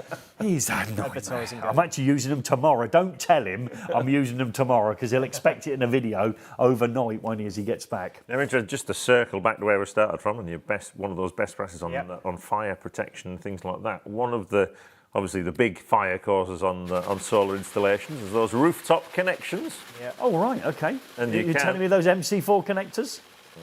Well, we had a problem on ours out here. Yeah. Once we've been treading on for weeks. Once we've been treading on for weeks. and, don't go out there in bare feet. You can get the option on the inverters of arc fault protection on the DC side. Yeah, exactly. Yeah, we've got the optional AFCI on the DC side, so the inverter can detect any potential fire hazards in the PV system. So that's looking at what the strings are doing? Yeah, exactly. Right. Okay. So what we said earlier on, didn't we? We talked about fire penetration coming back through into the building, which you've got to protect against. Actually, your inverter has it built in, or is it? It's built in. It comes as an optional extra device that's integrated inside the inverter. So in that case, it will be the PV string. If there's any potential fire hazard, it will be feedbacking that to the inverter, can read it, detect it, and alert the system. If it sees a problem, then does it shut down? Shuts down. Yeah, that's the AFCI. It shuts down. I mean, that is an absolute no-brainer for the end user, isn't it? You can explain the two, can't you? You just say, you've got option A or option B. I don't think many people, and again, I would imagine the only reason that wouldn't get offered out as an option is maybe the installer didn't understand it was in. Now, I know they've probably done your training and all the rest of it, but again, you probably go in there and there'll be a slight difference in price. Maybe it's, I'll take that one. It's the same. You can hear them saying it in their own mind, innit? When actually the benefits. And again, as the installer, wouldn't you want that just to cover yourself a little bit in case you had a mildly bad day? Yeah. It's a no-brainer. I mean, if you pay, I don't know how much extra it would be. It's not much, but then you save on insurance and everything and all the other costs. Oh, yeah. I'll bet. Yeah. Why would you risk? I mean, I don't know anyone. No. So with that in mind, I haven't heard of this before. Is everyone doing it, or is this something you've sneakily done and not mentioned it to anyone? It wasn't available in every market. I mean, I think AFCI is a relatively new thing in the inverter industry, but it's. Right. Yeah, I mean, most installers who are aware of it go for that option. Yeah. In some markets, it's actually, you have to have it. I think in the US and some other parts of the world, you cannot go without. So, of course, we've done this for the US and many other markets. Well, why not offer it to other markets as well, where it's not compulsory? And many installers actually choose to have it as soon as they're aware of it. Say, I'm going for that. Yeah, you just would. You just would. Yeah, you wouldn't. Yeah, nobody would turn that off as an option. Maybe Australia, because aren't AFDDs or their version mandatory in Australia on the AC side? in America, they've moved it up in the last 20, 30 years from receptacles in certain areas, like, 3 rooms and Australia everywhere. used them as well, isn't it? Part I of think their you're right, yeah. I think US the and AC Australia side. are the 2 markets where you have to they have are. it by law. I think you do on the AC side. But the AC side won't see the DC side. No, so this is on the DC side. Yeah, we're on the DC And side. that's where, as Yeah, I've seen, that's right. you've done a great video with the arc from one of those connectors. It can be quite severe. Well, yeah. energy. And I think Lot of energy. that is the weak bit. And you're right, insurance companies are starting to wander in everywhere. As we'll see, there is another good document free on the MCS website, RC62, which is the insurance company's recommendations for solar installations, and that is a good read. If you haven't done a lot of solar installations, it's sort of almost a catalogue of what you need to avoid that clearly is learned experience. Yes. So how to protect your cables, where to run your cables, best practice in how to lay out MC4 connectors and things like that. The whole. Not a fake one. We've got that one coming up as well. But it's interesting. But we haven't talked really about arc fault detection on the DC side, so we'd be keen to delve into that a little bit more and understand that. And as we always say, if you own the question, you own the solution. Yeah, you own it, don't you? So that question be an interesting one to see. It'd be interesting again, like the bi-directional and unidirectional devices. How many people can put their hands up and say there's an option to have that device installed to protect the DC side? Yeah, other companies, and it's like once it's out there in the domain, people will say, but you don't offer this. It starts becoming a little bit of a struggle for other people then, doesn't it? Yeah, which puts Goodwe in a certain position then, doesn't it? Absolutely, yeah. No, it is something that makes you stand out as a company. You've got that as an option. It's always a great to have for the market. Yeah, I'd like to say we only gave it to 3 people and a member of staff. Hello. There's quite a lot going on here, isn't there? Oh, Eddie's back in now. Oh, Eddie's in. Well done, Eddie. Yeah, well done. He ain't worked out to put his name in. I think I've put it on the opening screen. 2 things actually. So speaking of Rick, Oh right. and Australia. Yeah, people are somehow suggesting that should be the more Alan Wicker of the And slow down. He used to just slowly talk, didn't he, Alan? Oh yeah. Who would? Yes, I'll have to watch some Alan Wicker back there. But Rick's been looking at stubbies actually, which is something the Australians like. So I think it's time to have a little look at Rick's stubby. Beverages. Hello and welcome to Rick's Tool Time. Finally, I've managed to make my way back to the safe haven that is my workshop. So this week we're going to take a look at this stubby screwdriver where opinions have been divided with the pronunciation of the manufacturer. Thankfully, Google has pulled me out of this one. So here we have it. It's the eFIXX. Now I wonder how you lot would have said it, with an Aussie accent or even an Irish twang. Of course, when the Aussies think of stubbies, it could be those small bottles of beer you hand out round the barbie. However, this stubby doesn't get you into trouble with the Sheilas when you're overdoing it. Unless, that is, you've already blown the special tools budget. I'm sure we all love a stubby. The short design allows you to get into the difficult to reach places, but this stubby is special as it has a super smooth ratchet mechanism built in. At just 78mm in length, the Faycom ATCL-S ratchet stubby will make removing fixings in a tight space a breeze. Perhaps you're working in a machine or trying to remove a consumer unit cover that has been boxed in by the joiners. The silver ratchet ring sets the direction of the ratchet for screwing or unscrewing. You can lock the mechanism to use as a regular screwdriver. What's great is the ratchet kicks in at a low torque setting, so removing the smallest of screws will be super fast. I'm sorry guys, your Stanley Yankee screwdriver still isn't going to help me out here. Within the set are numerous 1/4" bits. These are T10 to T40 torques going up in increments of 5, POSI 1 and 2, Phillips 1 and 2 and several slotted bits. These bits are also reversible, so a quick switch around from POSI 2 to POSI 1 and away we go. But if I happen to lose one of these bits, I actually lose 2. But as the handle accommodates the standard 1/4" hex fittings, making replacements a breeze. As each component of this set is small in size, in my experience they tend to lurk around the bottom of the bag, hiding in dark areas overshadowed by larger tools. Fortunately, we have a handy storage pouch that houses the ratchet tool and its accessories, seamlessly blending in with the rest of our eFIXX clobber. Plus, there's a nifty hook allowing it to be attached to the side of the bag or your trousers, reminiscent of a cool retro Walkman tape player that I often see Joe 3PO strutting around with. I'm sure he thinks he's MC Hammer. We don't think we've seen a shorter stubby on the market. Would this be a great addition to your tool bag? It doesn't take up much space, or would you reserve it for an emergency call bag, or even include it as part of your travel luggage so you can take it to peek into that consumer unit in far places? So let me know what you think. Is it great or is it a gimmick? Get your votes in, but till then, I'll see you on the flip side. Ta-da.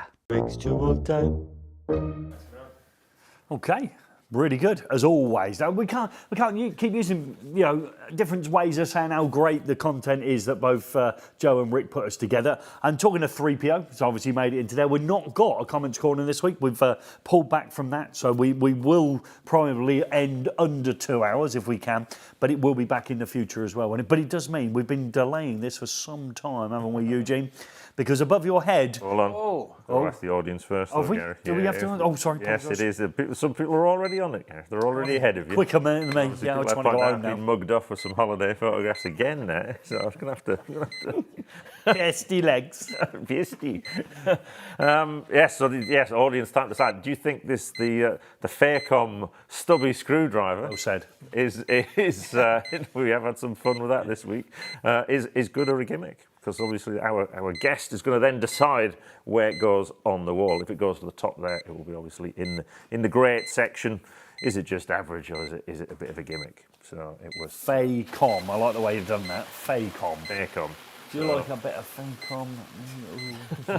Oh dear. Oh, sorry. Who sneaked the cord to him? Oh dear, just passing it around. We'll be in a world of trouble. So it does mean your dignity is going to be on your hands and knees as they keep rumbling in.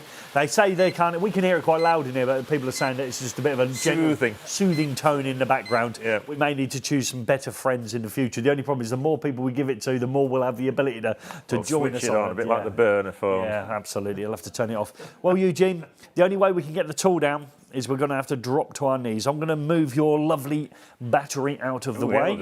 Gary, just remember that guy at the gym there. Oh, look at this. Yes. Oh, dear. Yes. Right. Yes. Fake battery. Yeah, right. Hands and knees, young man. So you need to be TV side, remember. You had a relationship before we started this. Down we go, son. Down we go. Down we go. So, right, okay. So we're going to try and summon the tool from above down with the following call, Eugene. We're going to use the phrase, "Tool." You have a go. Tool. Good enough? That was pretty good. Yeah, pretty good. But quite high pitched for it. Very like maybe a junior bird. Okay, so we're going together. So we'll do it together. So we can add my terrible tone in with it. So we're trying to get it down with the following call, which is tool. Not happening. Tool. Still not happening. Tool. So it worked. It worked, yeah. Ready again? Tool. Yours is lousy. Ready again? Tool. We're going to get it now. Come on down. Tool. All right, Eugene. Okay. It's all yours, young man. Should be in there. You can have a look at the Faircom. Faircom. Yes, here we go. So have a little look at it. So we'll have a squirrel at that. So what have we got there? So there it all is. So it's your decision now. Have a little fiddle with it, and there is a card in there in a minute that you can pull out and have a look at. Threefold electricals as a Faircom fan. Okay. Have they got any other tools in that range, or It's is that actually owned by Stanley, and we actually got that because the people from the good people from Stanley popped in to see us. So look at the card. So you've got to make a decision where this goes. Now it's actually fictitious. I'm not even going to bother this week, so I'm going to leave it up there. That coffee machine there is the worst thing in the world that I've ever reviewed, and it should go down in the bottom left-hand corner. Okay, so that is terrible. Okay, you can't make 2 cups of coffee in 15 minutes on one battery. Do we have any feedback from the audience? The audience, it's sort of it's good Down, when you need it. Down here, that's a 3 or 4. Yeah. Then we come across as we come through the 6s, 7s, 8s, 9s, and when you get up to the top where you can replace, that's 11. So we go to 11 here. So if you look at the spit nail gun, that's about a 10.5 there. and it's your decision where you would like that tool to go. Our audience thinks it's okay, but don't be swayed. Mid-range, I think we're looking at here. Yeah. Have you got a short, stubby one in your pocket? Eugene, no? Or have you put it back in the bag? No, you put it back in the bag, okay. Back in the bag. Okay, What do fine. you reckon? Somewhere It's here, your Gordon? choice, it's your choice. Not there, Based on though. the feedback from... Not there. Yeah, I think you're mid-range. You're all like, Yeah. mid-range. I'd say that we're probably somewhere around here. Okay, thank you very much. Oh! Oh, Sorry to... what a chance. Who brought him? Who brought him? Sorry to all the other... Yeah, All right. yeah, fell so fell off the... We can piece it Okay. back together next week. get your short stubby and take it back. There you go, young man. Right, here we go. Oh, I can't believe that. You've made a new addition to the website. Is that on there? Is that gone live, the new addition you sent me on the wall? Yes, it is. Yeah, if you go to Rick's Tool Time on the website, you can put this back up now, Rick. I'm not looking at We'll the wait for that. bag. It's quite loud, so we'll send that one up.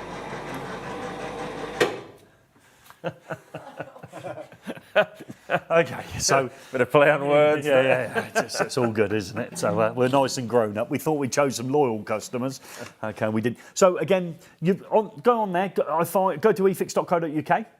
I find then, do I go to the hamburger? Where do I go to then? On eFIXX TV. If you find eFIXX TV. If you just Google eFIXX TV, it takes you in the land page. You can find Rick's Tool Time and all of the ones on there, and all of our guests making an embarrassment, losing their dignity with you. Yeah. You can cut straight to the action. Okay, brilliant. And I will say again We'll that send it to family members, things like that. Giovanni from Luden Palazzoli, the managing director of that, he actually shared it out on LinkedIn, that platform we went viral on this the other day.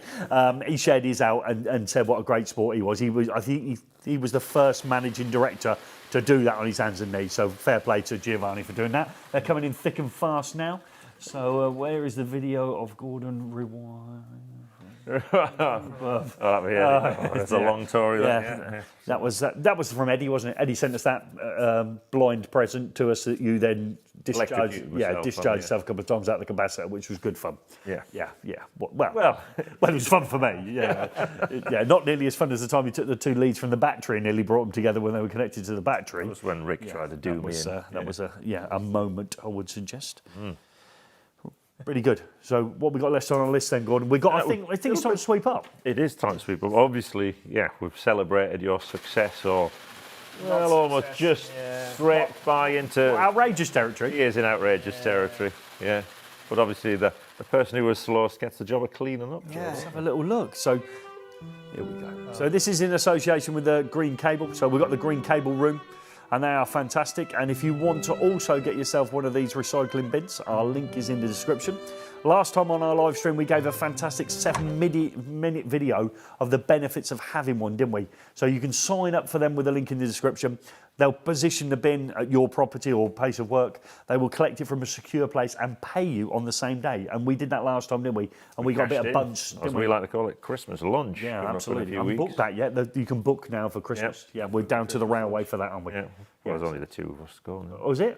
Well, Rick's on his course, Joe's not whether he's bolting or whatever it is. That's nice, isn't it? I thought we'd go on a different day. Jenny's out on a date. Yeah, Jenny's already taken. So she wouldn't want to be seen out eating a meal with some men. No, not at all. Now she's taken. We'll be out on that one. It's a great service, and obviously we're double dipping on ours because Doncaster Cable send us the cable. We put you through the challenge. You swept it up into the bin, and we get the cash for it back. It's good. It was worth having. Everyone's a winner. Yeah. Rick's got one. Rick's recently had a bin delivered to him. So there he is again. So all good stuff. So here we come. So fantastic. I think we covered two subjects that felt that they were disconnected before they started. I think these two subjects are actually going to be more connected than ever moving forward. I think especially from the condition report side of it, I don't think any electrician is going to be able to avoid being in contact with solar and battery at some point during that testing process. And again, to have a system now that so seamlessly works together, you provide everything within that system. And the benefits of obviously doing that means we've got one port of call for training, one port of call for customer support, makes it an easy installation for the electrician to install. So I think there's no excuses now, Gordon, not for our community to be involved in this race to go green. Well, as I say, we think it's a fantastic market. There's innovation coming at the market all the time. Loads of learning people need to do to keep on top of stuff. But that's regulations in general, isn't it? They're always changing. Those always laugh when you meet those electricians in the sort of late 40s, early 50s. Oh, I think I can get through to retirement without touching solar. And I'd just say, good luck. Yeah, good luck. Yeah, it's just going to be. Yeah, it's going to be inevitable. It is inevitable. And those people, again, say lots of times, those people who think they've missed the start of this, we haven't even got to the start line yet. This is not started. We think it's started. We're just getting to the start line, so then we can just push it through. You've done some presentation work on the number of electricians we're short of, haven't you? 5,000 on solar. 5,000 just for heat pumps. 10,000 for solar? Something like 10,000 full-time equivalents needed for solar, 5,000 just to wire heat pumps. Yeah. That's not actually... Because a heat pump's not just like going and wiring up your old combi boiler to the fused spur. It's a little bit more involved. Yeah, and again, it's linked in nicely what I've been up to. This month I've been very busy. I've been out to colleges. I've been down to Devon, did 2 down there. I've been to our local college. Actually, we've finally got into Craven College here in the Great Skipton area. And then on Monday, I'm down in Chelmsford as part of our eFIXX College Connections, which has been fantastic. And it's those people as well, isn't it? They're the ones that are going to fill all of these opportunities in the next 20 or 30 years as the entire UK and effectively the globe will go green. And by going green, we're going to electrify everything. And for everyone that supports those eFIXX College Connections, it's really important to me personally. It's important to you, I would imagine, as well. You've done your bit as well over the years. Yeah. And we're always looking for a solar battery supporter of those. And it seems no better time maybe than to introduce myself to you now, Eugene, and suggest that we are looking for somebody in 2024 that would like to help those people right at the start of their careers understand the importance of this part of the industry. And it's going to be so important to them as we move forward. So maybe that's a conversation we can have with you in the future as well and see what we can do. Yeah. But it's been interesting. Darren Krantz has put it in, 12,500 electricians required for solar and 5,000 for heat pumps. Yes. How many just turn out of colleges a year? Well, not that many electricians. So and again, the more people understand those numbers, the more the opportunity is there for those people. And we see a really good level of people. We see the people who are just coming in, they're not sure they want to do it, they take a full-time course. Yeah. We see apprentices that come in. Yeah. But I think, those we can convert way more of those people who want to be electricians now because there are the jobs. There are, yeah. There are the jobs and the opportunities. Yeah. That's always what stops you getting in. Yeah. But you need to excite these people. And again, it goes back to, I think I'm 40 and see my time out. Nobody's excited by a white plastic socket anymore, are they? We want a smart integrated system. We want our house to work for ourselves. We want our building to generate enough energy so we can do our business. Yeah, we want those sort of things. So the sooner we get this technology in front of students and allow them to see it, the better, I would suggest on that one. Okay. So I guess the only thing we haven't done is the register. Who wants to do the register? Does anyone want to do the register? Who wants to do it? Anyone? Is Jenny put her hand up there, did she? Did Jenny want to do it? It sounded like Jenny wanted to do the register. No, okay, no, thank you. Okay, you're taking it. You're doing the register? Joe's on the register. Let's see if we can Hello, everyone. sneak some names in. Coming up to 2 hours. Hopefully Gary will let me start at 6 a.m, not 5 a.m. tomorrow because of the late night, but he never does. So let's go. So we've got Sean Dempsey, we've got Richard Cockerline, we've got Intrue Serve, we've got Socket Tour, we've got Brightube, we've got Tom Bickerton, Sockets, we've got Troy Boy, Pegasus Electrical, Early Years Learning is Fun, Darren Cranis, Short Circuit, Terry Moore, Bobcat, Jolly Fine Quality, Roger Brookfield, Sergio Fernandez, Sean Gorry, 7up Sam, Kevin Osborne, Sean the Spark, Elon Roberts, Ben Skylark, James Kane, Adnan Boskurt, Act Accordingly, Ton Hadley, Stephen Humphreys, Keith Sunsink, Azeri Electrical, Vatul Guy, Dan Sparking Training, Rusco Customs, Joe Hanley, Braille Cap1, Freefold Electrical, Michael Lynch, Helen Amos, and Breathe. I'm sure there'll be more people than that. I'm sure we missed a few, but that's the rules of the game. We do try and get as many people as we can coming through. And some of those real loyal followers will appear in the end credits. What are we up to? Where are we going for the next 2 weeks? Who's our next guest coming in then, Next time we have got, a little bit of still a smart theme. Okay. We've got the team from Sonos coming in, which is obviously the premium sound system, along with a fantastic electrician, Louise Tarling, who's a smart home installer, has been on a bit of that journey with her husband as well. Okay. The husband. Are they both coming in? They're both coming in. Okay, so they're both taken. That means they're both taken, but it means we'll have our first husband versus wife Electricians Oh, challenge. which could surely get- we've got to bring back Mr. and Mrs. for an extra segment.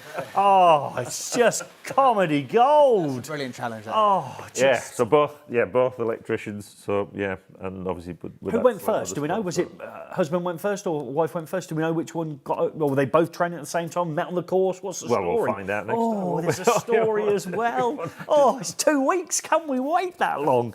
Okay, so that's where we're going in 2 weeks. But we couldn't do this without the fantastic guests we've got, as well as the people that support it. We'd like to thank our headline sponsor, the Lasico Group. Fantastic people. They've been on the show. They bring us things like Sync EV. They bring us things like the Lasico lighting as well. They are massive with many brands under them, and that's the Lasico Group. We'd like to thank our friends that we're going to be seeing next week on Monday down in Essex. I'll never get it right. The Italy of Braintree. Braintree. Italy of Theatre. I'll Essex. never get it right.